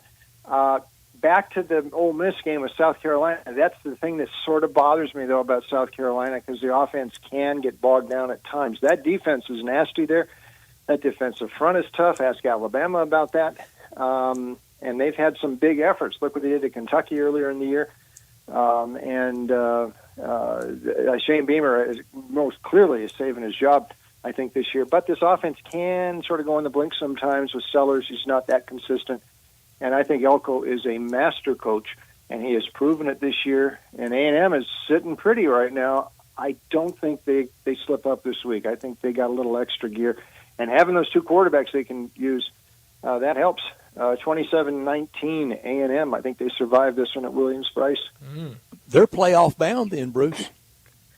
I think so. And, the Notre Dame loss is aging pretty well, as that win is aging well for Notre Dame, too. So that opening week game, both of those teams who played that night at Kyle Field might be in the 12. We'll see what happens in 5 weeks, but wouldn't surprise me if they're both there. Yeah. Bruce, I want to get to some NFL games, but before we do that, what is your favorite college football game of the weekend that we haven't gotten to? Well, I'm going to give you North Carolina. I'll give you two real quick. North Carolina, this is an anti-Florida State pick. I know North Carolina went a long way where they didn't cover a game against an FBS team, but they did last week against Virginia, and they throttled Virginia. 10 sacks in that game. Criswell played a pretty good game. North Carolina could be like 6-2 this year. Florida State's a legit 1-7. The quarterback situation, DJU is out. The Glenn and then the true freshman are totally lost in there. This is a bad team. I'm sorry for Mike Norvell, but they're bad. I will take the Tar Heels there. One other one real quick. I'm going to give Michigan State a shot against Indiana, and only because I've been doing this for so many years. Teams like Indiana, this is a great story this year. Cignetti is probably the leader for Coach of the Year. They're going to get Curtis Rourke apparently back at quarterback. But this can't continue. I mean, they have not trailed in a game this year. They can't be that good. And they're off of a couple of emotional games. They had the ESPN game day crew there last week. They had the Nebraska wipeout the week before. Now they're on the road. Michigan State's playing a little better. They beat Iowa 2 weeks ago. Childs had a good game, the quarterback. He's been a bit up and down, but this is the banana peel, I think, this week. And it's Indiana got a big one there. And one other note, the last time they were 8-0, 1967, the ninth game they lost. It was at Minnesota, which was a showdown game that year. But, I mean, this is in uncharted waters for the Hoosiers. I'm taking Michigan State plus tomorrow. Bruce, I lied. We're going to get to NFL in a second, but looking at these games, I pulled up the Big Ten tab, and I saw this. I wanted to ask this earlier, and I completely forgot. I'm seeing this 11 a.m. game, Minnesota on the road against 24th-ranked Illinois. Minnesota, a 3-point favorite on the road. What do you make of this game in Minnesota being a 3-point favorite on the road? I think as Illinois just laid such an egg last week against Oregon, and they struggled a couple weeks ago badly against Purdue, which is a bad team, and let Purdue almost beat them in that game. So I think Illinois looks like it's heading in the wrong direction. Still, though, I don't buy Minnesota. They are not all that dynamic. I know they've got some wins in a row here, but this is not a dynamic Minnesota team. And I think Illinois might actually be the spot. Not my favorite game on the card, but I'd look at Illinois plus. Absolutely. Over in the NFL, I'll start with my Dallas Cowboys. On the road against Atlanta right now, the Falcons a 3.5-point favorite at home. That total at 51.5. Do you like anything in this game? I think Dallas has a shot, and they had better because they're losing contact with Washington and Philly in the East, and this is a pretty tough November they've got. This is one they really have to have, and I actually think they might get it. I watched the Falcons 2 weeks ago in that game against the Seahawks, really lay an egg in that game, and I know they've generally played better. That's the only bad game they've really played in a month, but this is like do or die for Dallas here now. And I'm not sure I trust Atlanta that much. So plus 3.5, maybe Dallas. By the way, Mike McCarthy better be careful here now. Jerry, I think, has only dismissed one coach during the season. I think that was Wade Phillips, and he had Jason Garrett slide in there. But if Dallas loses a couple more in this season, completely goes sideways, I wouldn't be surprised if Jerry makes a move, makes Mike Zimmer the interim coach, and then starts all over again next year. We'll see. Bears at Cardinals. Chicago Bears at the once Chicago Cardinals, now the Arizona Cardinals. Arizona, a 2-point favorite in Heisman Trophy winners dueling it out. Kyler Murray against Caleb Williams. Arizona -2. Who do you like? Yeah, I sort of like Arizona, and we saw that Heisman matchup last week with the Bears, and Jaden Daniels got that Hail Mary at the end of the game. Wow, that was something else. Sometimes you got to recover from that. It's going to be kind of tough.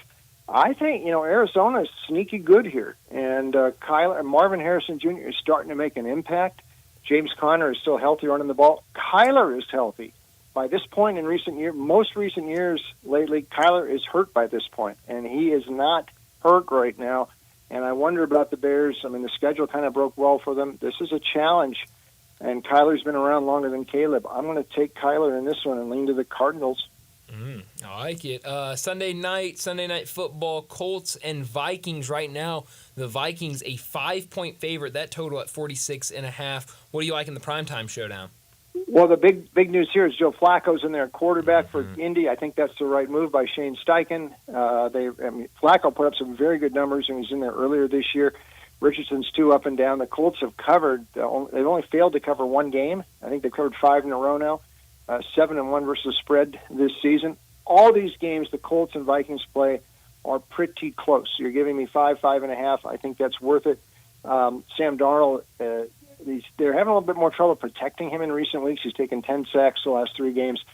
I think Indy has a chance to win this one, certainly plus 5.5. I'm taking the Colts. I like it.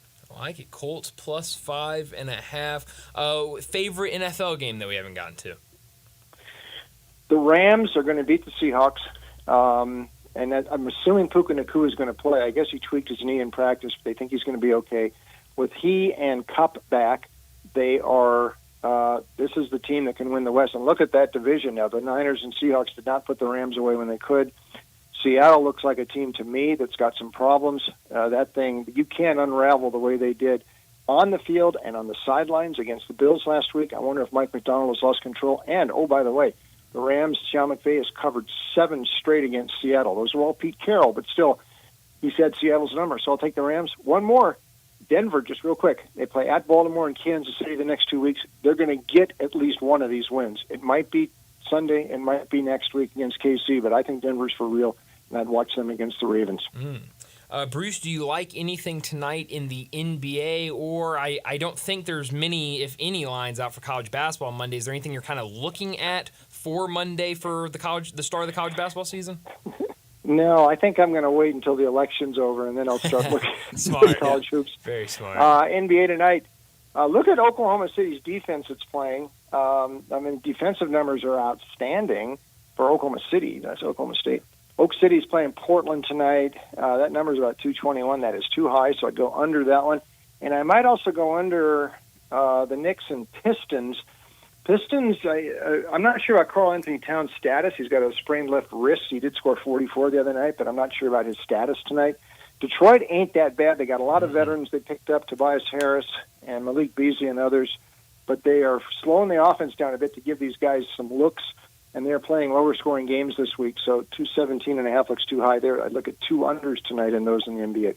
I like it. Bruce, before we let you go, tell us where we can find more of you. Yeah, check me out online, VegasInsider.com. We are having a bang-up year. College football in the NFL, really in the NFL, going good.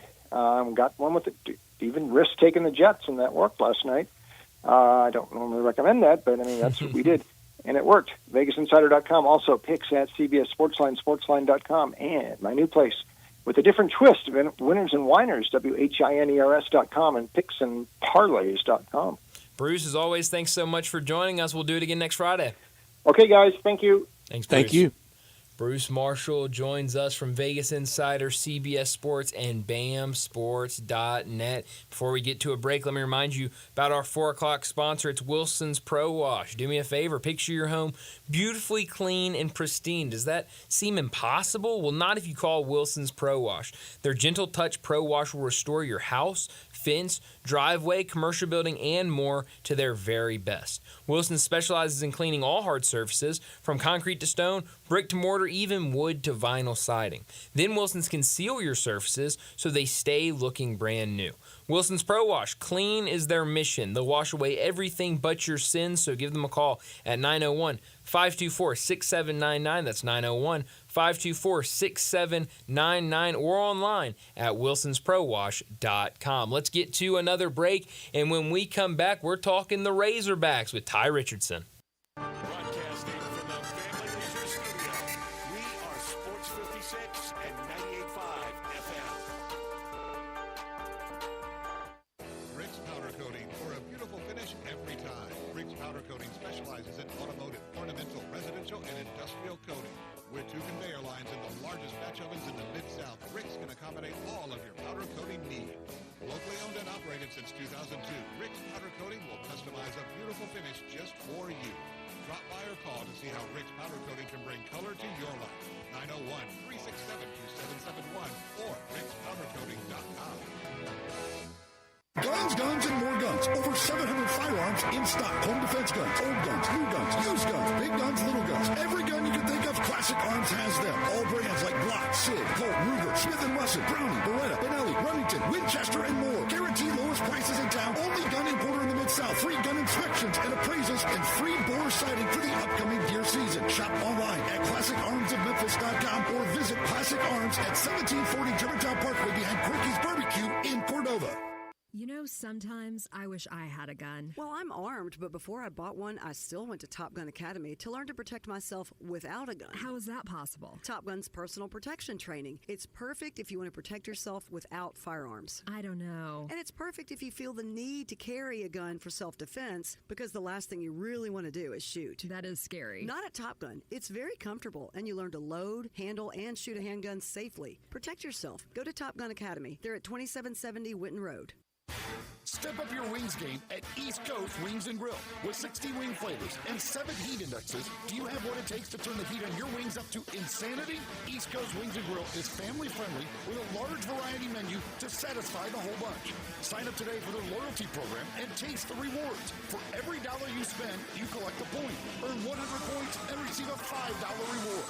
Next to Rose off Highway 64 in Bartlett, come try America's best wings at East Coast Wings and Grill.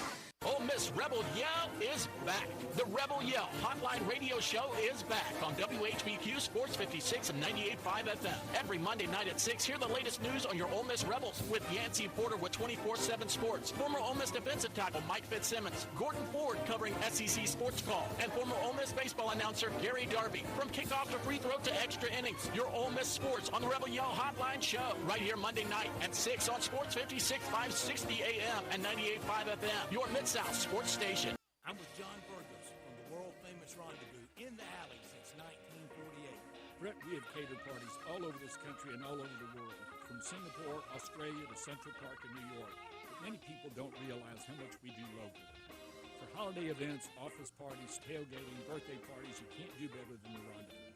For example, you can get a cheese and sausage tray for 15 to 300 people for $3.75 per person.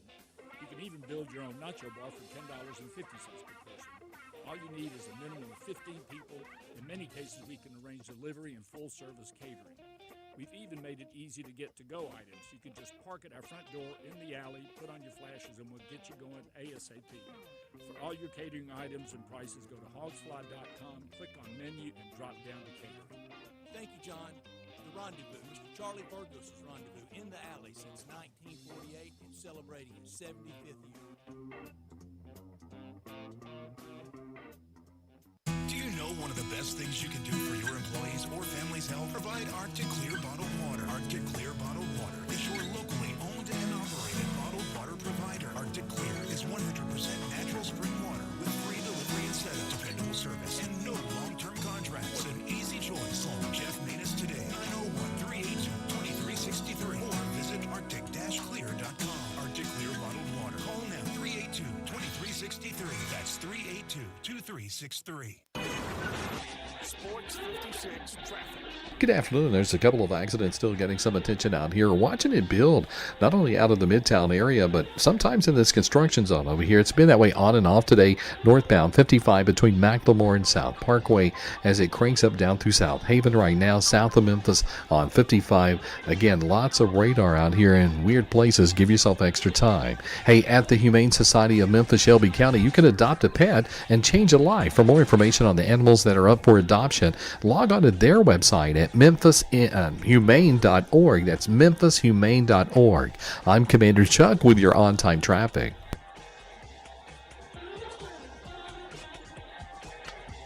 Back to Sports Time on Sports 56 and 98.5 FM. This hour is brought to you by Wilson's Pro Wash, the residential and commercial pressure washing service and control. Here once again are Brett Norsworthy and Brian Jenkins. We're back into Sports Time. Bryant and Brett with you in our family leisure studio, and it's a big one in Fayetteville this weekend as the Razorbacks are at home taking on the Ole Miss Rebels, and then right after that, they'll be kicking off the basketball season. So let's go ahead and talk some Hogs with Ty Richardson. Time to talk Razorbacks on Sports Time. Joining the guys is Ty Richardson from ESPN Arkansas to talk all things Hogs and SEC. On Twitter X at Ty Sports Radio, here's Ty Richardson with Bryant and Brett. Come on, all you Razorback fans, let's stand up and call those Hogs!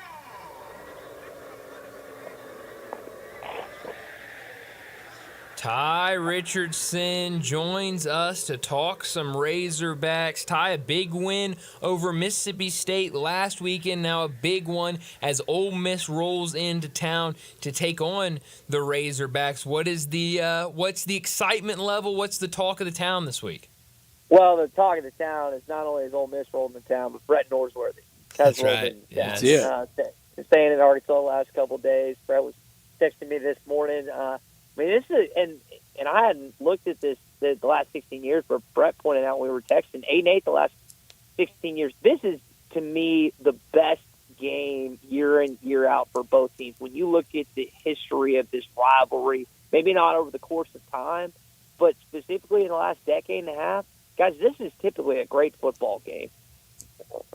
And it always has been, Ty, and we don't know what the future of the SEC scheduling, what the model is going to be. We know Ole Miss returns to Oxford next year, but after that, in the Ole Miss world, State's going to be the permanent opponent. And from what I'm told by the SEC, by the league office, is they want to get out of a lot of permanent opponents. That maybe one per. Alabama, it'll be Auburn. But Georgia, we think will be Florida. For Texas, it'll be Texas A&M. I don't know who it would be for Arkansas. Probably OU, Mizzou, somebody like that. Maybe Texas as well. But this could be this year, next year could be the last ones for a while in a game that has lived up to it. I don't know why fans on both sides don't appreciate it more. Yeah, no, I think when you look at where the SEC's headed and really college sports overall, there are traditions that are coming to an end. And it's a shame for a certain degree. Stats, I know you got a lot more history on college football than me and Brian even combined. But yeah, I think it's one of those things where you sometimes don't appreciate something until it's gone. And post 2025, it might be exactly where we're headed, like you're alluding to. Yeah. And I'm scared of that for the professionalization that we're that's where we are in college sports, and we are. You're right. We're gonna run into some things that after we don't have it anymore, we're gonna miss it a lot more. When we were teasing having you on today, we're talking about having and introducing you on today. I said this morning I was listening to you, and first of all, just great job. Y'all show sounds so good. You're so knowledgeable, so credible. The sponsorship show it. Your guests show it. It sounded so good. But Ty, you made a point today, and I like to drive around and listen to a lot of talk radio. It may have been the best point I've ever heard on any show when you said. And when every time I come back up here, I see the growth of Northwest Arkansas. And I'm not talking about the growth from when I was a freshman in 1981. I'm talking about the growth in the last 10 years. Heck, I'm talking about how it's grown in this area out in Rogers by where every opposing team stays, how it's blown up in the last 2 to 4 years. And you said you've never seen Northwest Arkansas less Razorback. That was an incredible statement and comment. Yeah, and I mean, so we both golf, Brett, and used to, when you drive around the golf course, it'd be nothing but Razorback flags, and same just Northwest Arkansas. I grew up going to Rogers because that's where my grandparents live, and come to Razorback games. And it's still, don't get me wrong, it is still a heavy Razorback populated area. I didn't want to misspeak this morning, but there are more, and that's because of Walmart, Tyson, J.B. Hunt, and some of the other companies in Northwest Arkansas that continues to grow and be one of the fastest growing areas in the country. But in that, like, there's positives and negatives in everything, right? And I think the negative is, well, that's a great thing. Like, I'm cool with all these different people becoming Razorback fans that weren't initially, but there isn't that same sense of pride of those that grew up here, like you in Forest City, and me in Little Rock, and those across our state. Listen, you could buy in either way. I get that, but, I mean, you look at what happened with the baseball facility at Bob Walker a couple years back when they reset that stadium.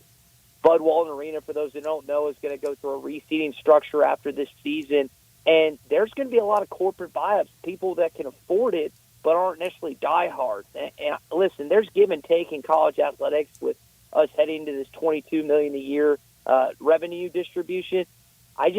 I think there's going to be more cons out of this than you think, especially when you think about the atmosphere at Bud Walton Arena that might be losing a little bit of its luster. Yeah, it has the feeling that it could go a little corporatized, and that makes it a little more antiseptic. Mm-hmm. And, like, I don't want to belittle Northwest Arkansas stats. I'm going to be there in 20 minutes. No, it's a great you're problem. There now, but it's just reality.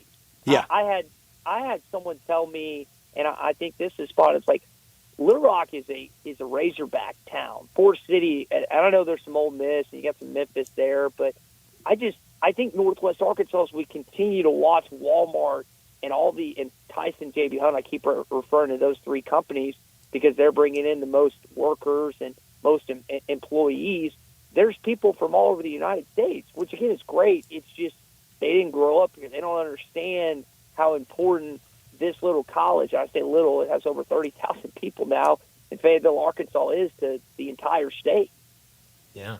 And it wasn't anywhere to park when we had 8,000 students. Oh, man. I don't think y'all had scooters back in 1981 when you were sitting outside of Stadium Drive. I'll tell you, that's the best investment I ever made, buddy. No scooter. I'd have gone right over the crossbars. There's no doubt. Huh. Well, yeah, maybe a good thing y'all didn't have scooters back then.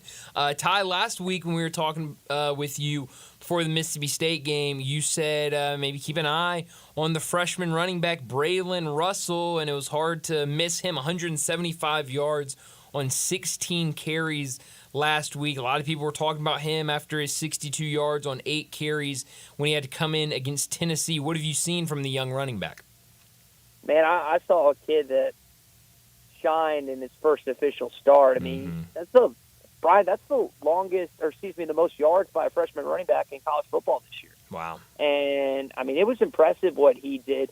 He's a kid, like, when you're getting hit by 253 pounds, not fun, especially in the fourth quarter. Now, he's going up against the best rush defense in college football tomorrow at 11 o'clock, and it's going to be a heck of a lot different than some of the D2 defensive linemen that Mississippi State had out there that past Saturday in Starkville. So it's one thing to have success against the worst team in the SEC. Now you're going up a team that knows their backs are against the wall. They've got Georgia coming in next week, so they know if they lose tomorrow, it's over for their national championship hopes. So that defense is going to come out ready to play, I think, and we'll see what type of game Braylon has against, again, maybe the best rush defense in all of football. Ty, you just can't believe the show prep that you and Tommy and Clay Henry provided me with this morning in my drive. It was excellent stuff. And Clay Henry, he's old school like me, but like y'all know the tenets of winning, and he broke it down perfectly. Line of scrimmage, special teams, and turnovers. That sounds very Powder River, Buddy Bob Benson football, but it's the truth. 1954, baby. Zip, Razorbacks. Yeah, so Arkansas, Brett, they have had a really good punter. Devin Bales on the Ray Guy Award watch list. He's top 5 in the country in a lot of punting statistics. Kicker, though, has been a different story. You got Cam Little and Jake Bates, both on NFL teams, doing great things for the Jackson Lions. Kyle Ramsey and Shipley, not so much. Now, Matthew Shipley did make 3 of 3 field goals last week, but they weren't that long, so he needs that confidence heading into this game.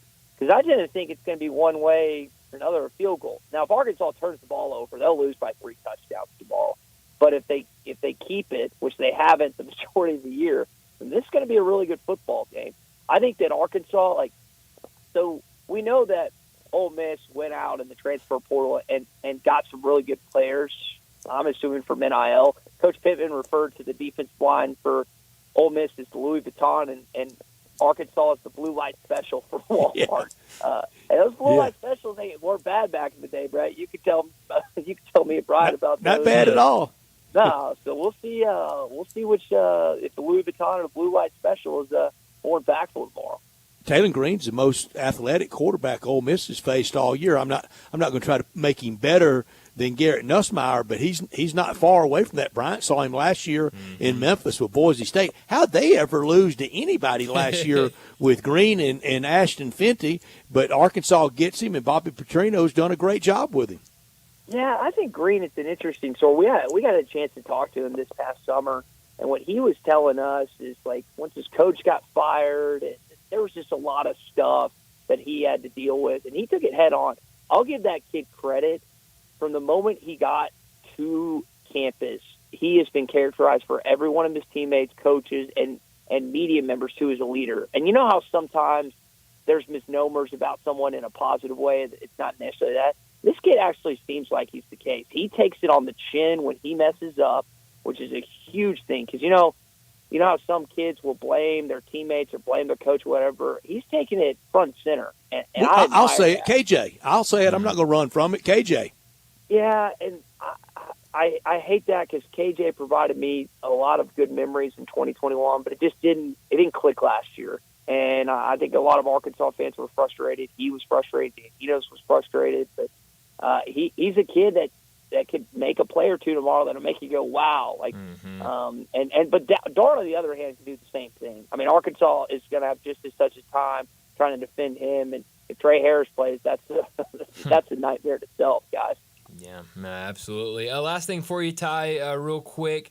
Basketball team, they kick off the regular season on Wednesday, but tonight their final exhibition game versus TCU. I see radio only tonight. There will be no live stream or broadcast of the game video-wise, but what do you want to see tonight, or I guess here tonight, in that game against TCU? And then I guess hopefully an easy win against Lipscomb on Wednesday. Yeah, not too far down the road from you guys in Nashville. I think for this game tonight, how do these kids play on the road? Yeah. It's one thing when you have almost 19,000 fans cheering for you. There's probably only maybe 3 or 4 there tonight. And honestly, I say that, guys, there's probably going to be more Razorback fans in Dallas-Fort Worth than there are going to be TCU fans, even in their home city. They're not playing on campus. They're playing in Dickies Arena. But I think I just want to see Is Jonas Adu coming back? Can Boogie Flan and DJ Wagner go back-to-back great games? Can John L. Davis get off to a better shooting start coming off that wrist injury? I mean, it's so early. And you mentioned the real season gets going this upcoming Wednesday. I mean, Bud Walton Arena is going to be packed on Wednesday night, guys. There's a lot of excitement surrounding this basketball team, and there should be. They've got a lot of talent. We'll see if Cal can figure out the chemistry aspect. Yeah. Arkansas historically owned TCU in basketball, but not on a Friday night when I was at the Southwest Conference tournament at Reunion Arena in 1983. In overtime, Darryl Browder and the Horned Frogs pulled the upset over the Razorbacks in some of the best seats I've ever had at any tournament ever. And we get to go to the final the next day to see TCU against Phi Slamma Jamma. Not what we went for. Golly. Clyde Drexler and Akeem. Here's what's crazy about that TCU. You mentioned the dominance. It's like 103 to 39. Like it guys, the difference. And I get a loss. Crazy. Yeah. I mean, thanks a lot. Yeah, really. Bad. It inspired heavy drinking the rest of the weekend time. I bet. I think a win would have, though, as well. But I was going to say that drive back from Dallas, Texas to Fayetteville, Arkansas, I bet you and your fellas, that's were not feeling too hot. It got right, I can promise you. I believe it. Well, Ty, have fun this weekend. Enjoy all of the action. Can't wait to see you. Yeah, and then next week, I guess we'll be previewing Arkansas basketball and a big one against Baylor over the weekend. So that will be a lot of fun. As always, Ty, thanks a lot. Brian, good to talk with you. Stats, I'll see you tomorrow, okay? Can't wait. Thank you so much. Great job, Ty. Ty Richardson joining us like he does every Friday from ESPN Arkansas to talk the Razorbacks and the SEC. And this will be kind of Ty's new spot going forward, as we'll be talking to Jason Munns at 5 o'clock from now till the end of the Tigers basketball season. Let's go ahead and get to a break. And when we come back, it'll be time for Big Number of the Day.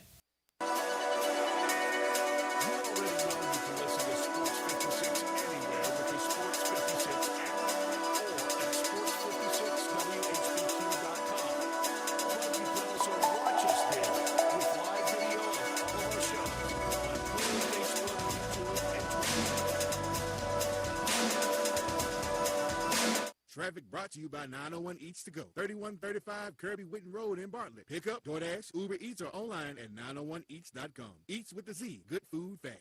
Wash your house, wash your office building? Impossible! Not call Wilson's Pro Wash. Your house, fence, driveway, warehouse, store, hotel, even cars and trucks can all be squeaky clean and beautiful after pressure washing by Wilson's Pro Wash. Wilson's specializes in cleaning all hard surfaces, concrete, stone, brick, and mortar, even wood and vinyl siding. Then Wilson's can seal their surfaces so they stay looking brand new. Call Wilson's Pro Wash, 901-524-6799, or online at wilsonsprowash.com. Everyone needs protection, whether you're on the field or on the road, so make sure you have the best. Bob Simpson State Farm Insurance can buckle you up with auto insurance, can back you up with life and health insurance, cover your business whether it's starting, growing, or maturing, and don't forget to insure your home, no matter if you're an owner or a renter. Like a good neighbor, State Farm is there. Call Bob Simpson today at 901-381-1233 or go online and get a free quote at bobsimpson.org. Stay protected with your good neighbor, Bob Simpson. Jenkins Floors and More invites you to their retail warehouse where they pass wholesale savings on to you. Jenkins Floors in Little Rock, Cleveland, Mississippi, and now open in Horn Lake at 2356 West Goodman Road. Specializing in flooring and carpeting, tile, plantation shutters, and blinds, Jenkins makes your life easy with a 2-week turnaround. Contractors, builders, or family projects, call 662-469-9350 for a free estimate. Owners Timmy and Rebecca Jenkins say hello to Sports 56 fans and look forward to your business. Admit it.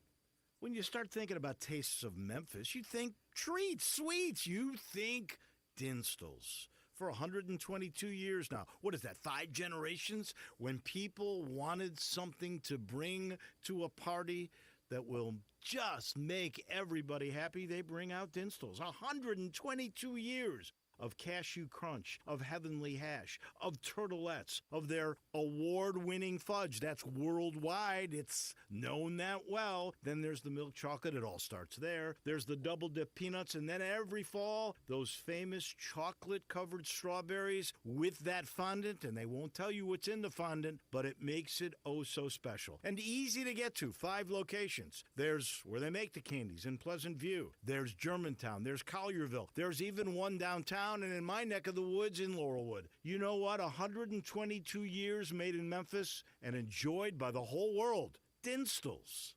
Do you know one of the best things you can do for your employees or family's health? Provide Arctic Clear bottled water. Arctic Clear bottled water is your locally owned and operated bottled water provider. Arctic Clear is 100% natural spring water with free delivery and setup, dependable service, and no long-term contracts. What an easy choice. Call Jeff Manus today, 901-382-2363, or visit arctic-clear.com. Arctic Clear bottled water. Call now, 382-2363. That's 382-2363. So you need to sell your house? I have the solution. Call 901-406-1101. That's 901-406-1101.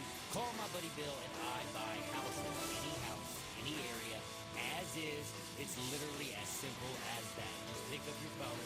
Call 901-406-1101. That's 901-406-1101. Call my buddy Bill and I buy houses. Guaranteed to close in 5 days.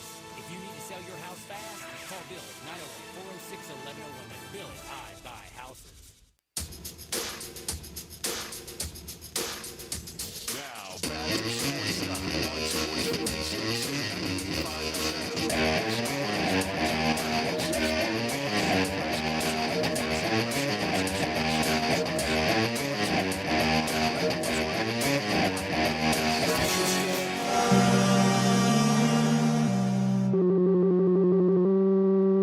Big Daddy. Hello, Big Brand. It's a guy, he wants to be big, then he gets big, he doesn't want to be big anymore, then he gets small, but the suit's too big. Big Daddy. The big boy. You're a big guy. I think she's trying to pull a fast one on Big Daddy. The big number of the day. Well, Brett, my big number today, it's a little bit of a different big number. It is 21 minutes and 28 seconds. 21-28 if you were looking at it on a stopwatch or a clock. Ja Morant, he was fantastic last night, recorded a triple-double, finished with 26 points, 14 assists, and 10 rebounds. So that was his final stat line. But when he reached triple-double status, he had only been playing 21 minutes and 28 seconds of game time, which became the 8th fastest triple-double in NBA history. Wow. I mean, he racked it up. He sure did. How quickly did he knock out double-double? That was early. Great question. It was very early. I wonder what the fastest double number, but that triple-double, it was Ja being Ja last sure night. Was. That gives you hope. It felt like, and happiest again, 3-3 team in NBA. That's right. Hey, always happy after a win. But no, it felt like, and we mentioned this earlier, I believe. It felt like Ja has seen social media. He hears the people talking about him having to sit and stuff like that, and he wanted to remind people, hey, I'm still Ja Morant. Let me remind you what I can do on a basketball court, and he did it last night. I'm a big timer. He sure did. My big number is 44. It's 44 straight years of Ole Miss playing Arkansas. From 81 to 91, it was a non-conference game, Southwest Conference against the SEC. Then from 92 through last year, it was an SEC West game. Now it is just an SEC game. And like I've alluded to a lot, there's no guarantee that after number 45 straight next year in Oxford, will it continue? The State's going to be the permanent opponent. Yeah. I don't think they're going to have more than the lingo of 2 permanent opponents. That'll either be Arkansas or LSU. And Ole Miss has been to both of those this year, and both come to Oxford next year. I would almost bet we'll not see both of them in 26 on the road. That's crazy because I don't think I had really kind of thought about that of, SEC maybe just going to one – that stays the same every year, and then everything else is kind of up in the air. But, the way you put it, I think you're right. I mean, I think maybe one of the 2 of Arkansas LSU, maybe.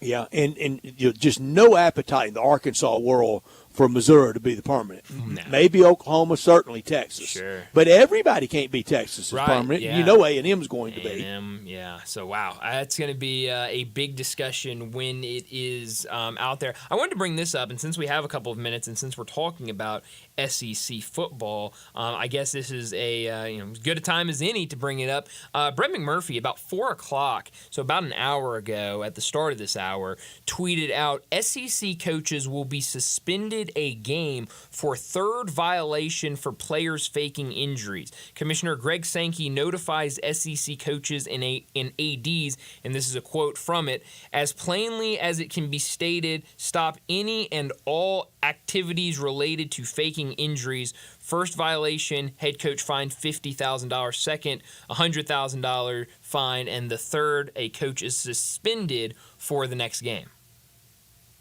So, SEC, I guess trying to do something. Boy, do I owe my Ole Miss friend an apology, because that language from Commissioner Sankey was rough, and my Ole Miss friend that had the conspiracy of that's why Ole Miss is not getting the night game, because they're mad at Ole Miss over the feigning. Yeah. Fancy word for faking. That's right, yes. I still think it might be a stretch, but hey, Greg Sankey putting his foot down today to all SEC teams and sending that notification out. So who knows? We'll see if that changes anything, and that'll probably be a big talking point throughout a lot of these SEC games on television when you're watching it. But let's go ahead. We need to wrap up our second hour. Let's get to a break, and when we come back, we got to talk some Tiger basketball. They kick off their regular season Monday night against the Missouri Tigers, and every single Friday starting today, Jason Munns from the Commercial Appeal, he'll join us to talk about Penny Hardaway and those Tigers. And as always, Jason Munns presented every single week by Jim's Place Grill in Collierville. Let's get to a break. When we come back, talking Tiger basketball.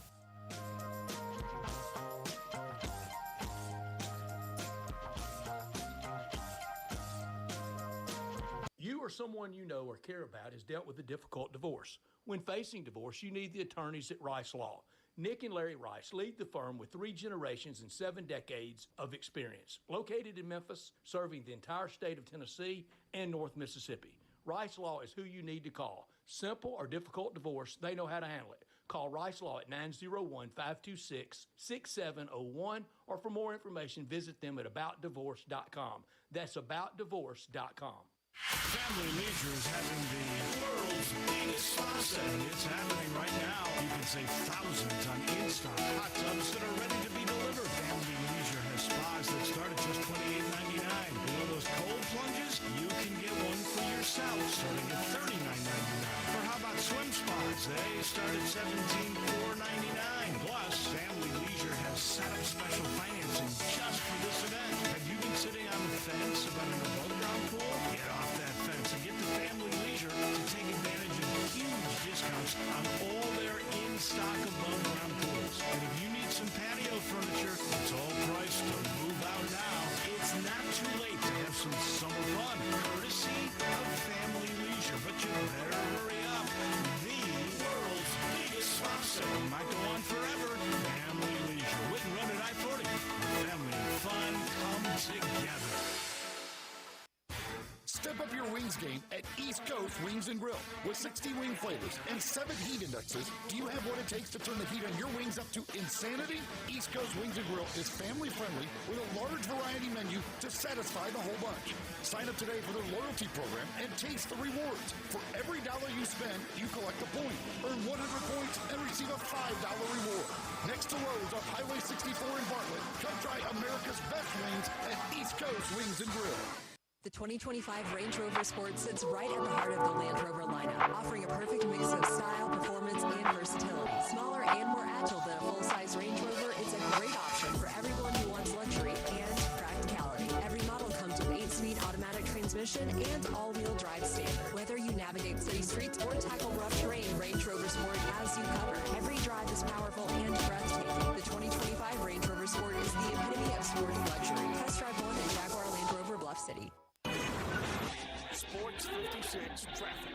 Good afternoon. Really starting to build out here on 240 East from Mill Branch all the way out to 385 as you get on to Bill Morris Parkway headed out towards Collierville. It's trying to pick up over here with a little bit more volume in the last 10-15 minutes on 40 East at Sycamore View Road as it cranks up headed out towards Fayette County. Hey, Weimer's Jewelry, 7525 Highway 64. They want you to know they are your full-service, family-owned jewelry store right here in Memphis. Go see them this weekend at Weimer's Jewelry. I'm Commander Chuck with your on-time traffic.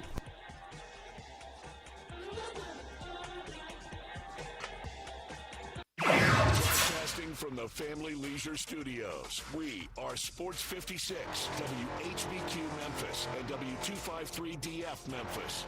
Now, back to Sports Time on Sports 56 and 98.5 FM. This hour brought to you by Jaguar Land Rover Bluff City. And once again, are Brett Norsworthy and Brian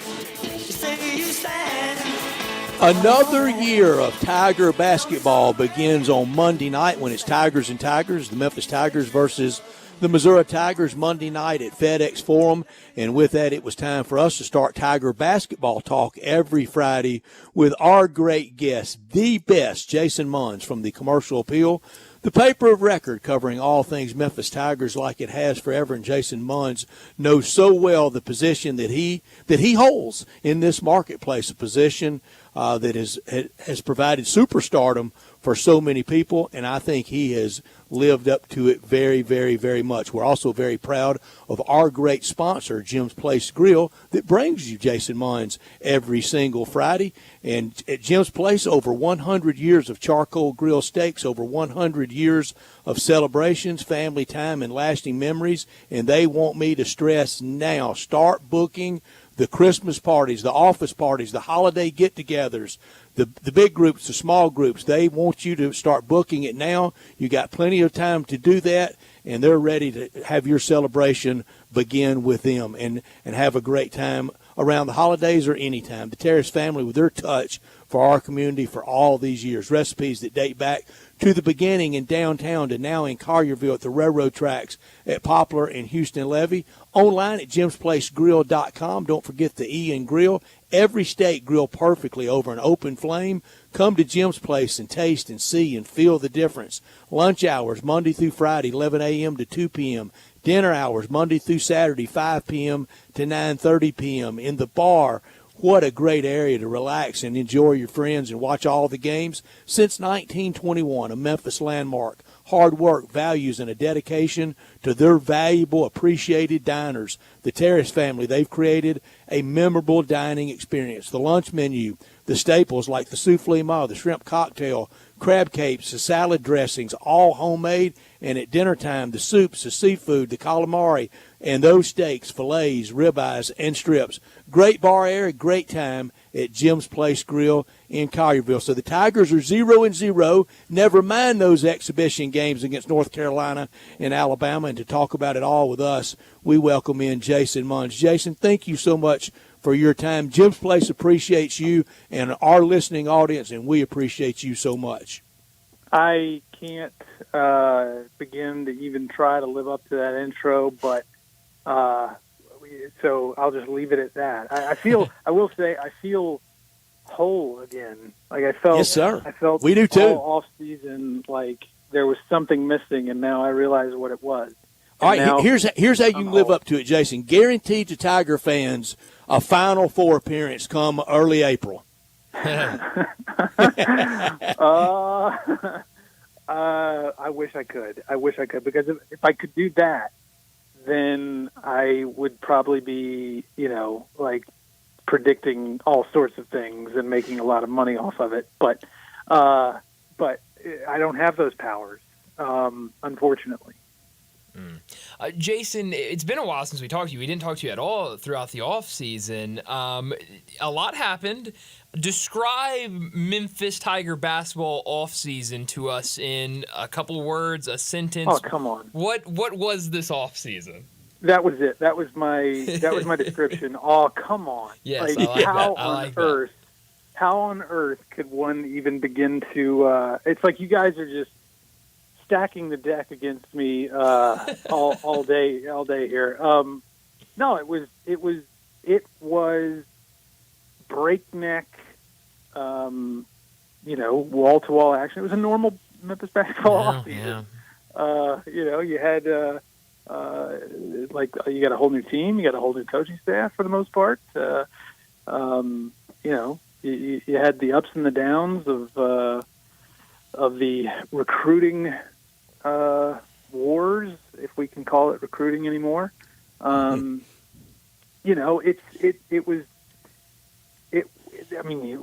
had an athletic director search, new athletic director. We had conference expansion and everything that went along with that. Like this probably was the wildest offseason yet, which is saying something because they're all nuts around here. And one constant of the offseason, and Bryant and I have, many have. I don't think anybody could criticize it.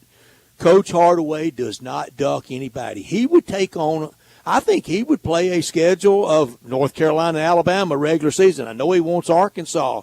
Any place, anytime, Big Blue Nation, UCLA, anybody, and look at this schedule. And it begins, it's not the Memphis Tigers' fault. The Missouri Tigers weren't very good last year because historically they are when that contract was signed. Oh, yeah. I mean, he would. You're absolutely right. He would go down the list every week. He would the AP top 25, he would seriously go down the list every week and just play them in order, I think. And that's there's something to be said for that, for sure. But no, this year I think is the very best. I mean, going into the season, Bart Torvik has it as the number 2 non-conference strength of schedule, number 2 in the country. I don't to me that's arguable like crazy. You're talking about UConn. I guess the only thing is we don't know yet who else they're going to play in Maui. So there's a very good chance that it could be the number 1 by the time it's all said and done. And this year doesn't feel like past seasons where we've gone into the season and we've really felt like it's a very strong non-conference schedule, and it just doesn't seem to ever pan out that way. Last year was probably the closest when you had Clemson and Virginia and Ole Miss and some other teams. You felt like that. As the season went on, that non-conference schedule held up pretty well. But no, this year you've got UConn. We know UConn, Missouri, Ole Miss, Mississippi State, even the low major teams are either returning everybody or are picked to win their conference. Louisiana Tech, Ohio University, San Fran. San Francisco, Arkansas State. Ohio. Not gimmies. Yeah, Ohio scary University. Games. 4 of Ohio's 5 starters are back this year, and they won 20 games last year, more than 20 games last year. So, there's no such thing as a gimme on this schedule, and I love it. I think it's awesome. Yeah.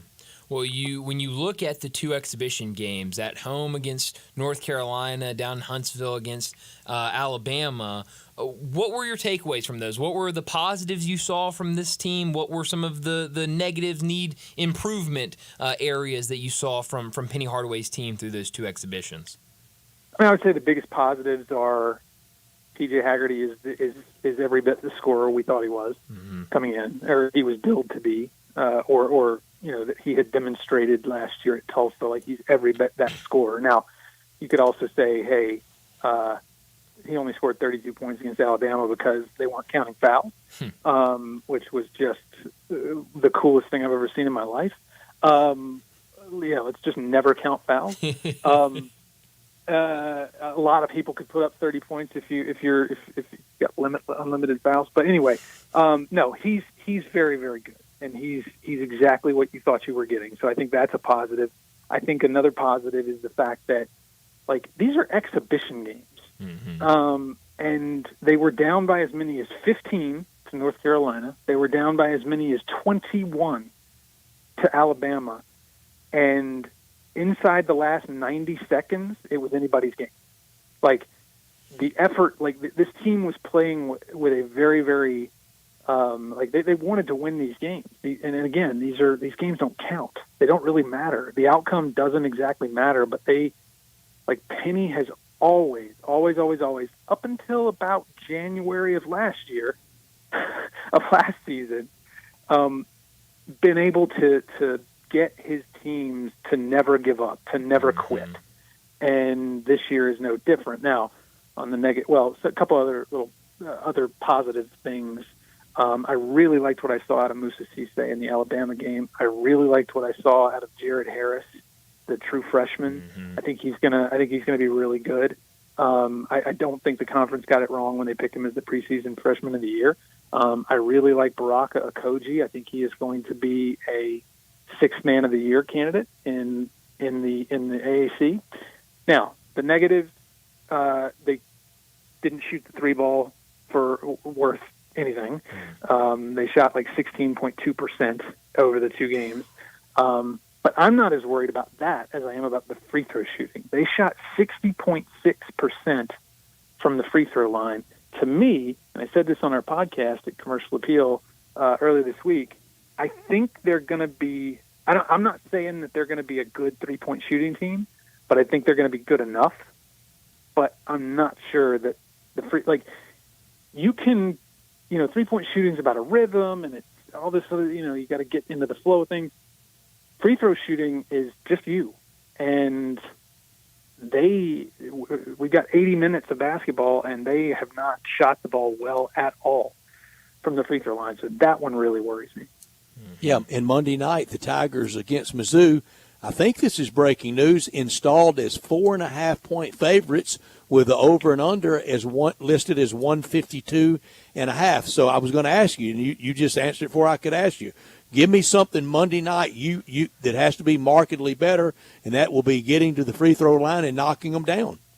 It's really knocking them down. They're getting to the free throw line just fine. Right. I mean, P.J. Haggerty got to the line 18 times against Alabama.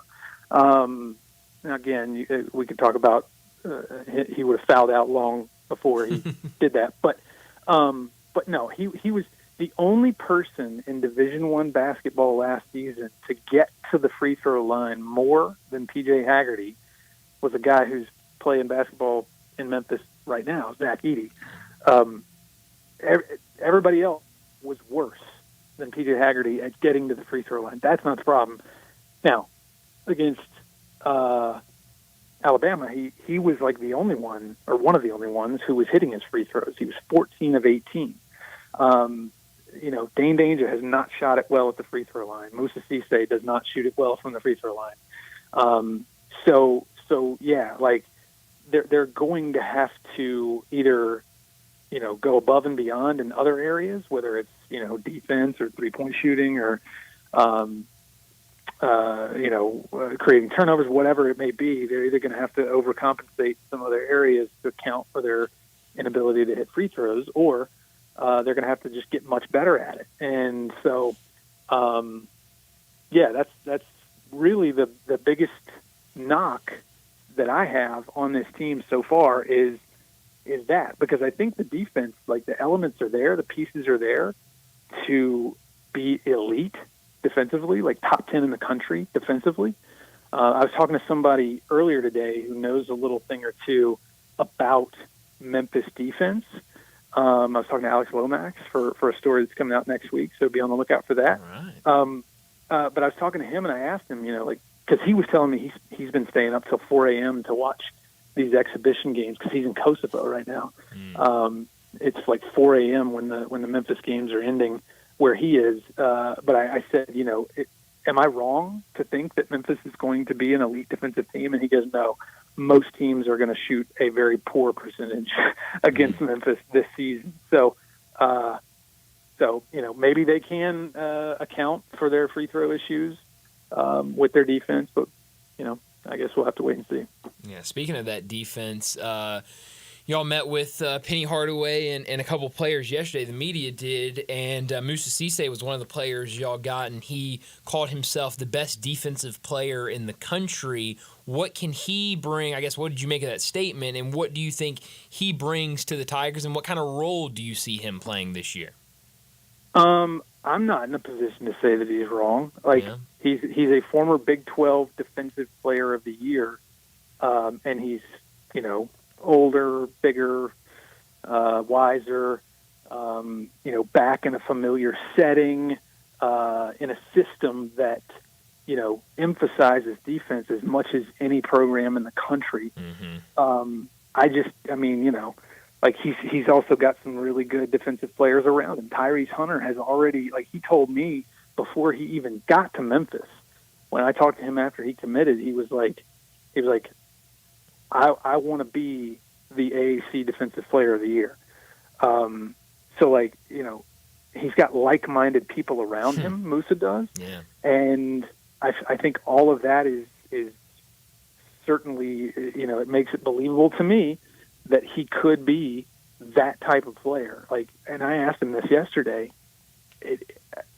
And maybe I'm the only one who felt it, but like when he came into the games, came off the bench against Alabama, the whole just tone shifted. There was a different feel, a different vibe to the game when he was put on the floor, and he looked different to me. Like I saw him last year in Oxford when he got yammed on by Malcolm Dandridge, and I don't know that he looks different to me is what I'm saying. Like he's more confident, he's more relaxed, he just seems like a different player going into his 5th season of college basketball. And so, but yeah, I do think that he has that type of potential. Like whether he gets the minutes to actually, let it, make that happen, we'll see. I kind of think he will. So yeah, I think I've already written this. PJ Haggerty is probably going to be this team's best player, but I think its most important player is going to be Musa Cisse. You got to have a low post presence, and in that 5 years, he has racked up the college basketball experience. And what a difference when we first saw him as the raw player out of Lausanne, and now into this veteran presence. Jason Munns from the Commercial Appeal, our guest. We're talking Tiger basketball, brought to you by Jim's Place Grill in Collierville. All right, Jason, you're a professional. You make your living with words. Give me the word that would best describe Coach Hardaway heading into this year. Confident, comfortable, resolute, determined, emboldened, chastened. What is it? I think I kind of have to do like a 2-word thing. Okay. I think it's there is a calm confidence about him. There is like a relaxed confidence. I love it. Like a more relaxed, like I even said this to him when I sat down with him, just me and him at AAC Media Day in Dallas a couple of weeks ago. Like it almost feels, despite like there's still stuff happening in the background, like there's still the Malcolm Dandridge academic thing that's still hovering. There's still, like, let's not forget about the anonymous letter, and let's also not forget it was just, I guess, right at not even 2 months ago that he let go 4 of his coaches. Again, just not even 2 months ago. Like there's still, and we haven't even talked about the Tyreek Smith situation that popped up a week and a half ago or whatever it was. There's still a lot of drama and a lot of stuff swirling, but there's just a very, very, very different aura about him, and I think that has come from the new administration. I genuinely believe that. I genuinely believe that Ed Scott came in here and they hit it off pretty well right away. Ed Scott went out and got Tim Duncan to come in and be his deputy athletic director, a guy who played with a former teammate of Penny Hardaway, who's from Memphis, who is now working directly with the basketball program as a sport administrator. I think that, he, relates to Ed Scott, and trusts, like Ed Scott, got Penny to trust him a lot more, I think, than the previous regime. And so, yeah, like that's my impression of like where Penny Hardaway is going into this season. It's just a much more relaxed, yet still confident, still very, very confident person. Yeah. Well, you mentioned Tyreek Smith, that situation that happened a couple weeks ago. I mean, some reports come out, he's no longer with the team. Then, Penny Hardaway, the statements come out. Penny Hardaway hadn't been told, the program hasn't been told he's leaving. He just asked for a couple days off. His mentor kind of comes out, goes on a social media tirade, if you will, and next thing we know, he's back at practice. A couple days later, and it seems like all is fine. Take us a little bit into what happened those couple of days between Penny Hardaway, this coaching staff, and Tyreek Smith. So, from what I've been able to gather, and I've talked to Tyreek's mom, and now, of course, we've talked to Penny, and I was talking to Tyreek's mentor. You mentioned him, Boog Knight. I was talking to him throughout this whole thing, and even some people behind the scenes on the Memphis side who kind of, keeping me in the loop about what was going on. And the understanding that I have is that there were some misunderstandings, shall we say, I think on both sides, on the Memphis side and the Tyreek Smith side, about the NIL arrangement that they had set up. And it was again, I think it was, an innocent, more or less an innocent misunderstanding on both sides. They just, one side thought one thing, one side thought the other, and neither side realized necessarily that there was an issue until tensions sort of came to a head a couple of weeks ago when Tyreek he did not feel well, and so he asked to be excused from a study hall, and he was granted that. Like the study hall coordinator said, sure, go, feel better, get well. And that did not sit well with some of the members of the Memphis coaching staff. They, thought that he should have toughed it out or, whatever. They thought he should have stayed in study hall.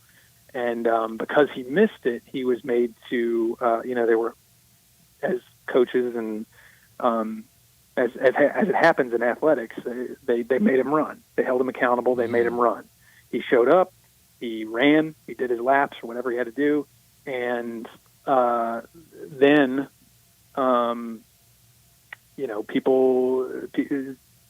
passionate people, things happen. Sure. And it got heated a little bit, and some things were said. And Tyreek, that at that point, Tyreek was like, "I'd like some time to go clear my head," basically. And it somehow that got twisted into he was leaving the program. Obviously, that was never the case. And he missed 2 practices, and he was back within a couple of days, and that was the end of that. But it truly is just it's just a weird place that we're in right now, where a guy, this stuff is not exclusive to Memphis. Like, people get mad at each other. People who work together get mad at each other. It happens. But that doesn't mean that you're gonna leave. That doesn't mean you're gonna quit your job. So it's just the nature of the beast when it comes to the world we live in today. Yeah, definitely a very weird story just a couple weeks before the start of the season. But, Jason, I'm glad that we have you back for this basketball season. I guess next Friday when we talk to you, we'll be recapping what happened Monday night against Missouri. Hopefully we're talking about a win. Enjoy your weekend, and we'll talk to you again on Friday.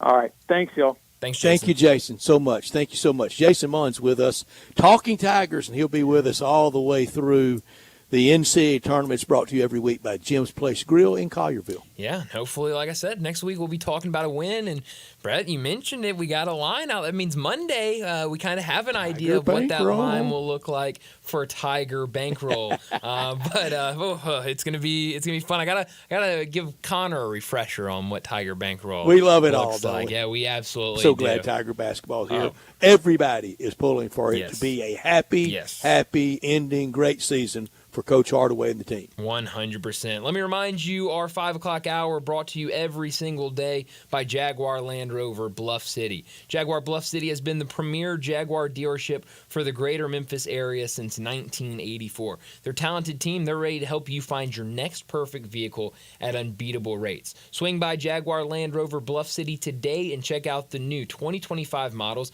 like the Range Rover Sport, the Range Rover Velar, or the Defender. Test drive the Range Rover Sport where luxury meets performance. It's a perfect mix of style, performance, and versatility with options ranging from 360 horsepower up to 635. And it's also available as a plug-in hybrid electric vehicle with $7,500 federal tax credit when leased with approved credit. Take a look at the Range Rover Velar, powered by mild hybrid technology and enhanced with the latest well-being features and fully connected entertainment system. The Range Rover Velar is the ultimate luxury compact crossover. Purchase yours today and get special 4.4% for 72 months financing available with approved credit.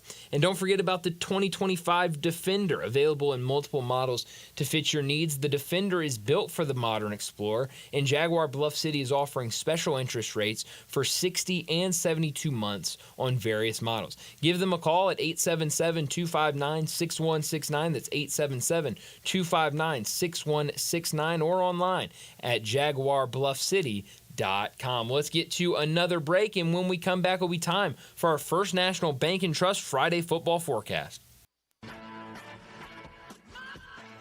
Start your day with Sports 56 Mornings with Greg Gaston and Eli Savoy. Weekday mornings from 7 to 10, right here on Sports 56 and 98.5 FM.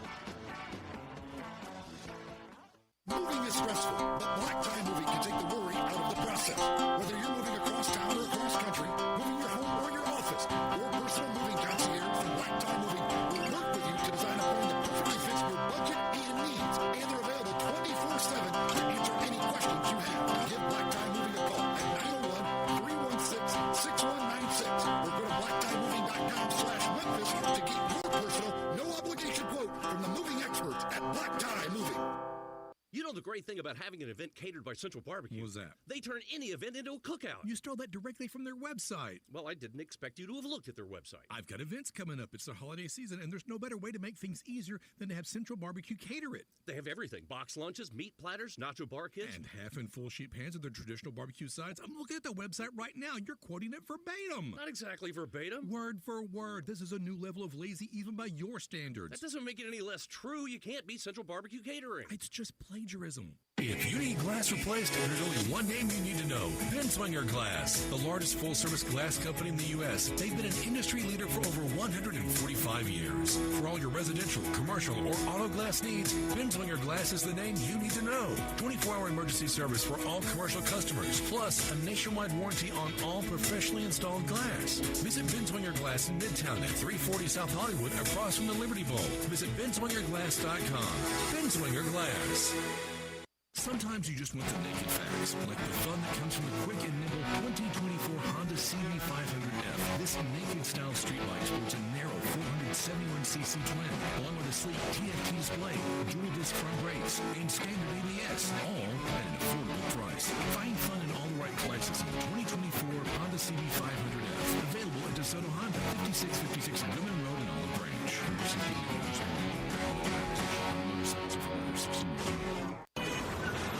Sports 56 traffic. Good afternoon. MPD's working with a couple of accidents out here the last few minutes. It's picking up just a bit more in the last few minutes on 40 East here from Sycamore View Road all the way out to Germantown Parkway as that traffic builds headed out towards Fayette County. Still moving right now as you come off the interstate over here on Austin P Highway, especially there going outbound. 40 looks good westbound at Danny Thomas as that traffic cranks up across the Hernando de Soto Bridge. Weimer's Jewelry, 7525 Highway 64. They want you to know they are your full service, family-owned jewelry store right here in the Memphis area. I'm Commander Chuck with your on-time traffic.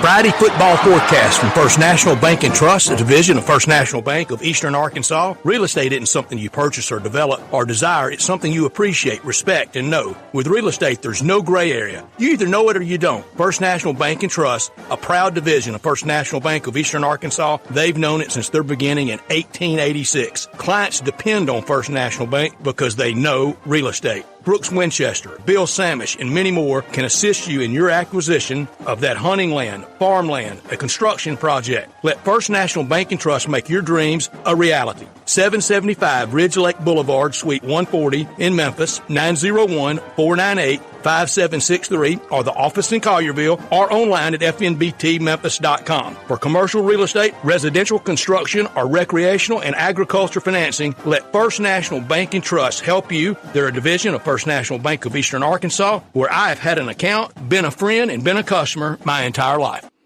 Here we go for another Friday of picks for certainly all the area teams, and then we'll get to NFL. We'll have our locks and shocks from college and pro.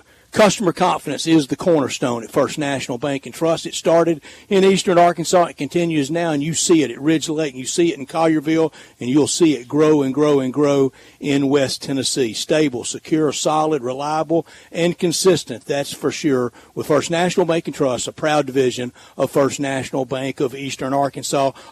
Of course, the first game starting tomorrow morning, it's the hometown Tigers laying 7.5 at 11 o'clock on ESPN2. UTSA, they lead the series 1-0. That was in 2021. I was at that game in a win in Memphis that the Tigers gave away. Should have won that day. Tigers were the better team that day. I don't know if they gave it away more than it just caught up with them at the end. 4 straight for the Tigers since losing at Navy. 95 wins for Memphis since 2014, 61 home wins. That is phenomenal. Jeff Traylor, 14-2 as head coach at UTSA in November games. That's phenomenal as well. Owen McCown, son of NFL quarterback, not legend, Josh McCown, and nephew of NFL quarterback, not legend, but NFL quarterbacks nonetheless. I don't have to take a shot at the McCown family, do it, Luke McCown. There's just no need in that this late hour on a Friday, is it? No. You make it to the NFL, it's worth something. That's right. We're almost to the weekend, Brad, and then we're throwing out shots of the McCowns. Let me revise and extend my remarks on the McCowns. Tigers have to get after him tomorrow. Darian, he picks the Tigers. I picked the Tigers, and I picked the Tigers big. We talked about it earlier. Get off to a really fast start and not leave it in UTSA's head where they can come back. Tigers roll big. I have the Tigers winning 42-21. Right? I'm going to go with the Tigers as well. You brought up that game, and we talked about it a little bit earlier. The last time and only time these two teams met, it was my first crash course in the ugly world of journalism, where I had my entire story written as a student journalist at the University of Memphis of a Tigers win. And then here comes UTSA out of nowhere, and I have to rewrite my entire story. But I think it's different this time. I think the Tigers are going to go up, and I think they're going to win big. We talked about it earlier. This UTSA team commits a ton of penalties. If Memphis can just stay composed, I think they'll be able to get it done on both the offensive side and defensive side. I think they win easy. I'll take a -7.5. All right, Connor, let's do it. Let's start with a group lock. Bryant takes the Tigers. Darian takes the Tigers. I have the Tigers. Connor. The McCowns are great. No. I have the Tigers, though. Okay. All right. The Dakises are better. Yeah. We didn't make it in the NFL, though. But you're better pickers. That's true. You're better handicappers. Another 11 o'clock game, another 7.5-point spread. Ole Miss and Arkansas. We've talked a lot about that game today. That's where I'll be tomorrow morning, bright and early. Connor will be producing back at Flynn, broadcasting that game. Ole Miss -7.5 at Arkansas. All-time Sam Pittman against Lane Kiffin, 2-2. They both were hired in the same coaching cycle. Both wins at Razorback Stadium. Ole Miss hadn't won at Fayetteville, as we've discussed a lot, since 2008, only twice ever in Fayetteville, once back in 2000 with David Cutcliffe as head coach. Ole Miss 3-0 in that span with Arkansas in the SEC, though, when they meet in Little Rock, and that's why they won't play Ole Miss in Little Rock anymore. 22 rushing touchdowns for the Razorbacks this year. That's third in the SEC. It's 10th nationally. 5 of 9 of these games between Ole Miss and Arkansas decided by 4 points or less. Lane, 40-17 at Ole Miss. Sam Pittman, 28-28 at Arkansas. Again, they were hired in that same coaching cycle. There's some dispute over the all-time lead in the series. I'm going to go with 37-32-1, and I'm going to pick Arkansas not to win, but to cover against Ole Miss. Ole Miss wins the game 31-28. This feels like a 3, 4, 5, 6. I just hope, for picking's sake, less than 7 or 7.5. But I want Ole Miss to win, and I got the Rebels winning 31-28. Darian takes Arkansas. Connor. I have Arkansas as well. Whoa.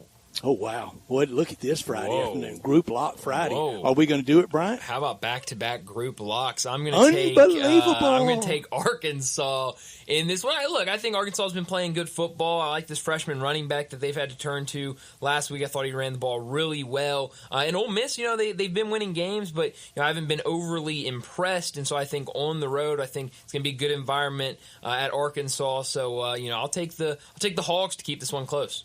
Said it earlier, certainly the most athletic quarterback in the SEC Ole Miss has faced.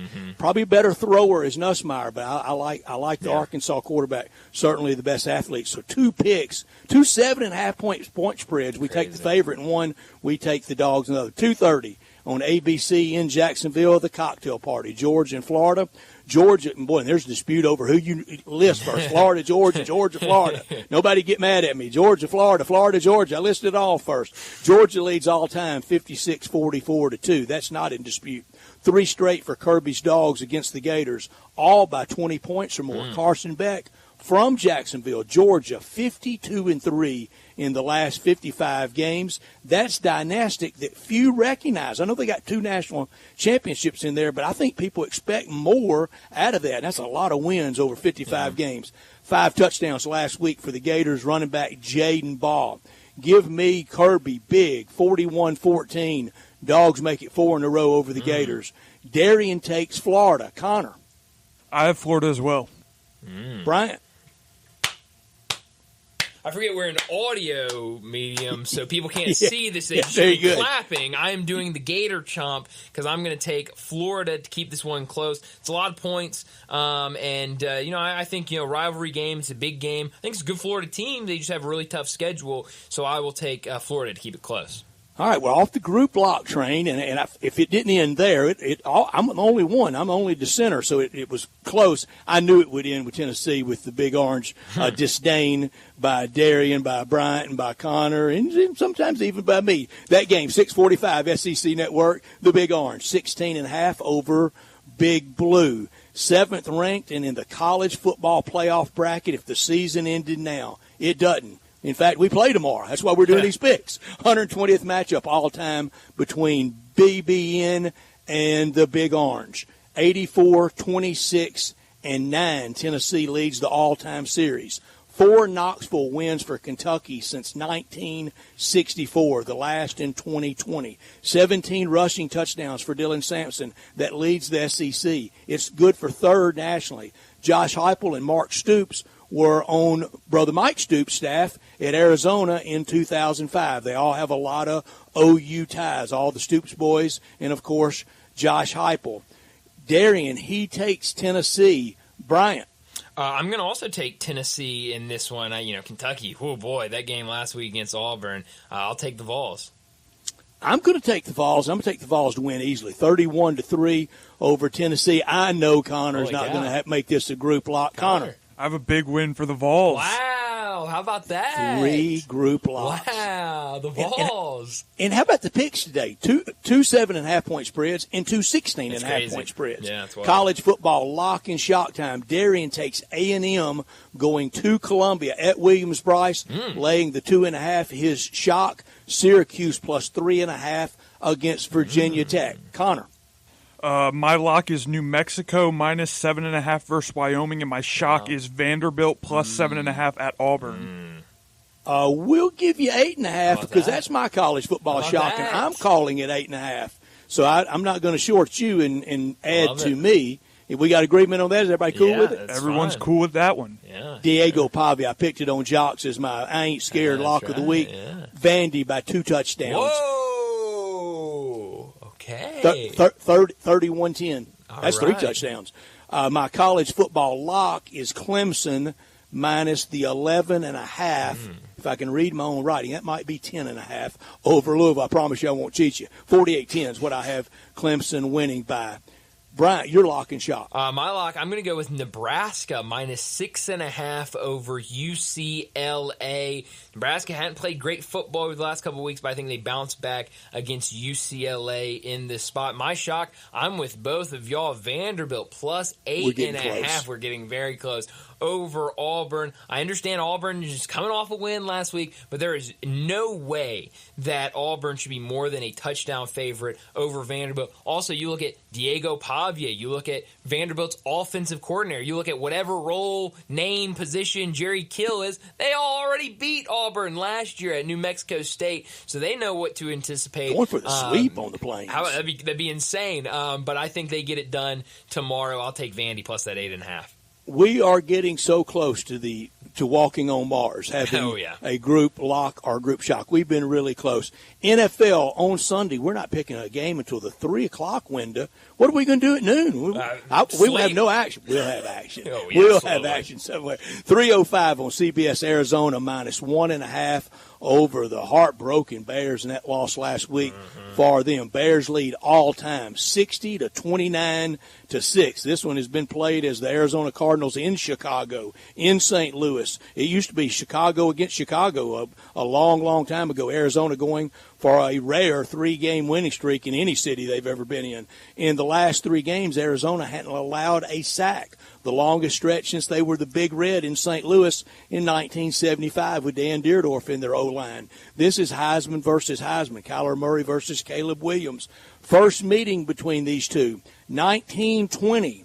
The Decatur Staleys, later the Chicago Bears, against the Chicago Cardinals, now the Arizona Cardinals. Whew, that was a lot. Connor. I have the Cardinals. Okay. Darian has the Cardinals. Uh-oh. Brian. I'm also going to take the Cardinals. Group lock in the NFL out of the gate, 19-16, AZ over CHI. Cardinals beat the Bears, 3:25 on Fox. Detroit minus 3.5, my Lions. That's right. At Green Bay. And this game, Green Bay, or in this series, Green Bay leads all time, 106-76-7. They've met a lot. Outside, inside, various domes, Milwaukee, Green Bay. First meeting, 1930, the Portsmouth Spartans, later to be the Detroit Lions, against the Green Bay Packers, the Green Bay Packers. Detroit averaged 33.4 on offense. Packers have created most turnovers in the NFL. Brandon McManus, how about Money McManus? 2 games, 2 game-winning field goals for the Pack. Jake Bates, the kicker for the Lions, 11-11 in field goal attempts, 27 of 28 in extra point attempts. I got a great group lock feeling here. Okay. No, I don't. Darian takes Green Bay. I have Detroit winning the game. Connor. I have the Lions with or without Jordan Love. Wow, okay. What bold. Brian. Wow. I'm going to take Green Bay with or without Jordan Love. I think this is the perfect spot. From a gambling standpoint, this feels like the game where every bettor out there Sunday morning wakes up and goes, oh, man, Detroit's been on a roll. They've been beating everybody by 1,000,000 points. Jordan Love might not even play today. Let's back the Lions. And then here comes Green Bay with a great game plan. They've got a good defense. I think they could win this game, but certainly could keep it within that 3.5, so I'll take Green Bay. Bryant, great analysis, but you left off one important thing that every bettor is going to say when they wake up on Sunday morning. What's that? Brett's Lions will do all that's that. Right. That's correct. That's what yes, they're going to say yes. on Sunday That's morning. right, your Lions. It's incorrigible. It's just so bad. Sunday night football on NBC, 7:20, Minnesota, minus 5.5 over Indianapolis. Remember when the Vikings were undefeated? Yeah. Now they've dropped 2 in a row. Indianapolis leads this series all time, 18-8-1. Remember, this was Colts. Baltimore Colts against Minnesota Vikings. 17-year vet and 63-year-old Joe Flacco at quarterback for Indianapolis. I kid about the age, not the years in the league. Minnesota has never won a road game in this series, whether it was in Baltimore or in Indianapolis. Wow. First meeting, 1961. We know who was at quarterback for the Colts and those black high tops. Johnny U against George Shaw. Give me Minnesota to win the game and win the game comfortably, laying the 5.5. Darian thinks that as well. Group lock, Connor? With Joe Flacco back, I have the Colts covering and winning. Joe Flacco mania. Catch it. About Brian. that? I'm with him. I'm going to take the Colts in this one. There's a reason Joe Flacco is starting this game. It's not because of injury. It's because he's the better quarterback right now. So I'll take the Colts. Darian group lock, or NFL lock, he lays the 5.5 with Buffalo over Miami. His shock, he has Cleveland plus the 1.5 against the Chargers. Give me the Ravens, Baltimore Ravens, kind of confused about the Colts. Give me the Ravens minus the 9.5. Okay, it's getting late on Friday. Over Denver, 31-10 winners for the Raiders. And give me New England. How can anybody, how can the Titans be favored over anyone? Give me New England plus the 3.5. Straight up, 13-6. Pats, I'll get me 2 points. Connor, you're lock and shot. My lock is Cincinnati minus 6.5 versus Las Vegas, and my shock is New England plus 3.5 at Tennessee. How can anybody be favored? How can Tennessee be favored over anyone? Brian. Yeah, I'm gonna go. I didn't love trying to find a favorite this weekend. I liked a lot of the dogs. I'll take the Bills minus 6.5 over the Dolphins. Only 5 because Darian's got it. Okay, perfect. 5. I'll take that for sure. So I'll take them minus 5.5 over the Dolphins. And then for my shock, I'm with y'all. I'm taking the Pats plus 3.5 over the Titans. Right now, getting close. Anytime the Titans are favored, I will go the other way until they prove me otherwise. So this is more of a principal pick for the Pats. For sure. That was our Friday football forecast brought to you by First National Bank and Trust, a division of First National Bank of Eastern Arkansas. For any real estate need, whether it's commercial, ag, hunting, recreational, let them help you. Contact them at fnbt.com or visit them at Ridge Lake or out in Collierville, or call them at 901-498-5763. That was fun doing the picks. We are getting close to having in a locks and shocks. I thought we might get it with the Patriots, and we were real close with Vanderbilt. The Chevy truck season sale right now in Olive Branch at All-Star Chevrolet, financing as low as 0% now available on all the new 24 Silverados, and no payment till next year. Your Silverado can be payment-free through Christmas and New Year's. Your good credit deserves it, and you'll get it at All-Star. No payment to 2025. Olive Branch, where all the new Chevy Silverados are and where the Tahoes are. Incentives at All-Star on a new Equinox can get your price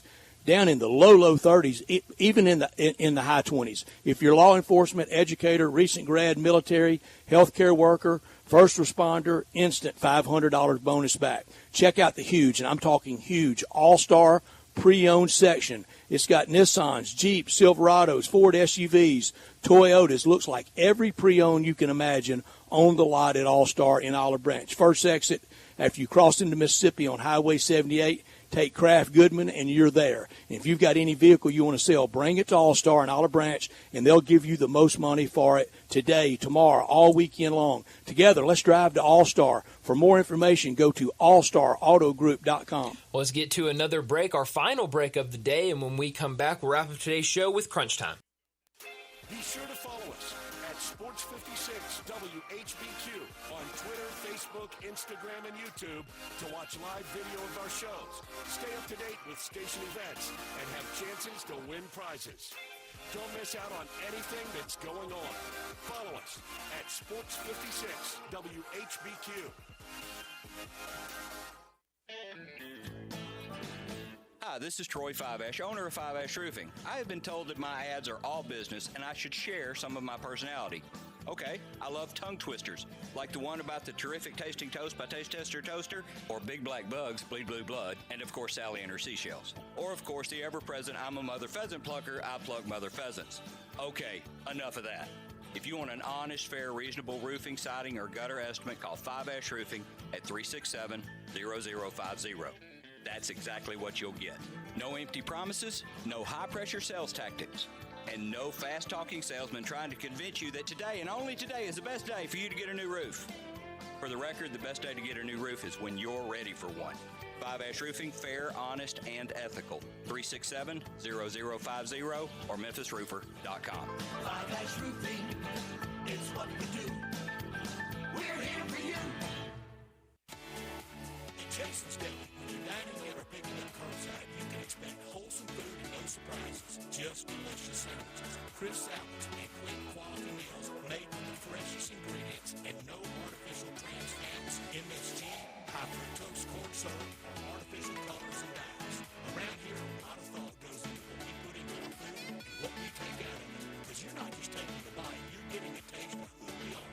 New items are constantly being created to expand our menu for all tastes and special diets, vegan and gluten-free options available. Convenience and on-time delivery you can count on. It's just a click away at jasonsdeli.com.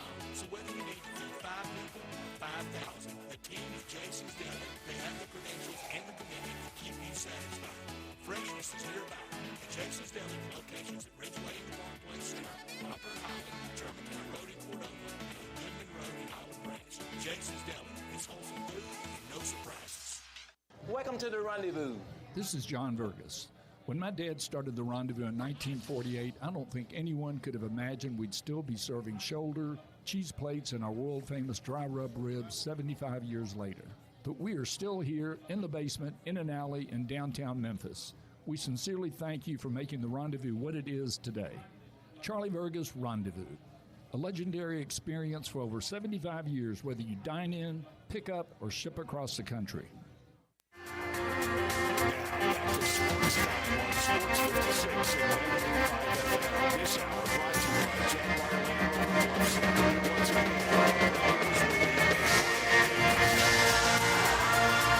This is pretty cool, and we're just getting started, so.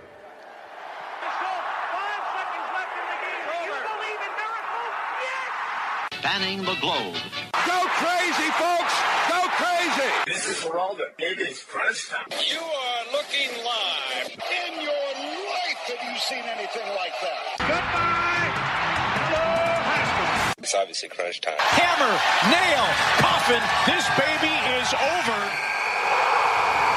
Well, Brett, what I learned today is the Grizzlies got back to their winning ways last night with a convincing victory over the Milwaukee Bucks. It was not a close game at all from really start to finish. John Morant was awesome. We've talked about him already, and really the entire team. I thought Zach Edey had a good game as well. It was everybody on the team looked really, really good. But I did see this earlier that I guess Scottie Pippen Jr. talked after the game about him defensively and called out former Lakers coach, which he was a part of the Lakers system, called out Darvin Ham after locking up Damian Lillard, and talked about one of the coaches over there, because Darvin Ham is now on staff where he's with the Bucks. Somehow passed, I don't know what his deal with the Bucks is. One of the coaches over there didn't believe in me, so I definitely wanted to show I can play some defense. And Darvin Ham now on staff with the Bucks, and so he wanted to prove to Darvin Ham that he was a great defensive coach or a defensive player, when I guess Darvin Ham had made comments in the past about, I guess, Scottie Pippen Jr. not a very good defensive player, but Scottie Pippen's been fantastic, and now on that new contract, he's really showing he deserved it. His dad was one of the great perimeter defenders and down low when his man went down low. Mm-hmm. Bring your own motivation, whatever you got to do. What I learned, I haven't done this. I might be a summertime project next summer. In the history of the Ole Miss Arkansas series, if you took 7.5, I think you'd be money ahead.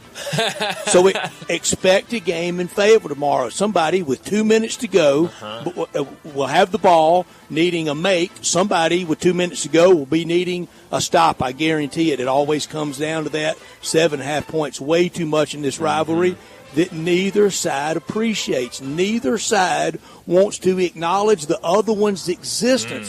Why do this? This is a great rivalry, and this year and next could be it for a while. So if they're having this feeling now, if this game had a 3 or 4 or 5, 6 years off in how the new schedule is going to be, they really won't have any passion for each other. No, not at all. What I could have done without it's all of the injuries around both college football and the NFL. We're kind of to that point of the season where guys are banged up, a lot of guys questionable, and we're kind of starting to find out who's going to play, who's not going to play. I'm seeing this T. Higgins is doubtful for the Bengals against the Raiders, but Lamar Jackson is returning to practice. He is, quote, ready to go Sunday versus the Broncos. I know there's a lot of injury concerns for some star players at the college ranks as well. So it feels like both NFL and college, we're dealing with a lot of injuries.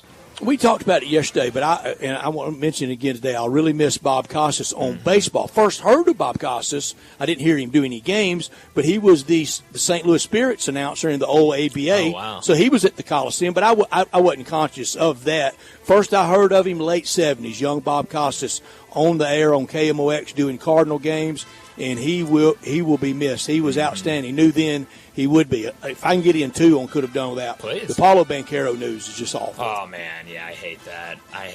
I mean, back to injuries. Then you can throw in the NBA as well, but I did hate seeing Paulo's going to miss some time because he has been really, really good to start the season. Yeah. Where are you beaming tonight? Beamed me this weekend to Razorback Stadium. Went to my first game at that stadium in 1979. Heartbreaker for Arkansas, losing 13-10 to Houston that day in the old Southwest Conference. Rebels and Razorbacks, pregame 9 o'clock. Alongside Gary Darby, 11 o'clock, David Kellum on the call, Harry Harrison, analyst, John Darnell on the sideline, and don't know when for sure we'll be back to Fayetteville with the Rebels. Yeah, it's a good question with kind of what does the scheduling look like in the future for the SEC. Being me up to Pennsylvania Beaver Stadium for this top 5 matchup tomorrow morning. I hate that it's an 11 a.m. kick. I blame Fox for that. I really wish this was a night game up at Beaver Stadium. But Ohio State on the road against Penn State. Ohio State, their lone loss coming against Oregon. Penn State on the other side, undefeated. This should be a really fun game tomorrow. Watching this weekend, everything. Tigers, my theme for the day. Don't mess around with UTSA. Go out there and not hit them in the mouth and knock them out early. Grizzlies in Philly tomorrow night. World's largest outdoor cocktail party. Everybody be safe at that. A&M at South Carolina. That's a pretty good cocktail party at Williams-Brice. Vandy on the Plains at Auburn. And for sure, Oregon's on upset alert. Sunday in the NFL. And then on Monday, before we get back on the air, Bryant, we got to keep an eye on all the college basketball. Afternoon hoops, Monday. And it all starts before we get back Monday at 3. That's right. It's going to be a really, really fun weekend. Quick reminder for the weekend here on Sports 56. Tomorrow morning, Ole Miss at Arkansas at 9 a.m. That pregame will start. Sunday, we'll have an NFL triple header for you. Like Brett said, college basketball starts on Monday, so no Monday Night Football. Monday night, we'll have Ole Miss basketball versus Long Island. But that's all the time we have today. Enjoy your weekend. We'll talk to you again Monday afternoon.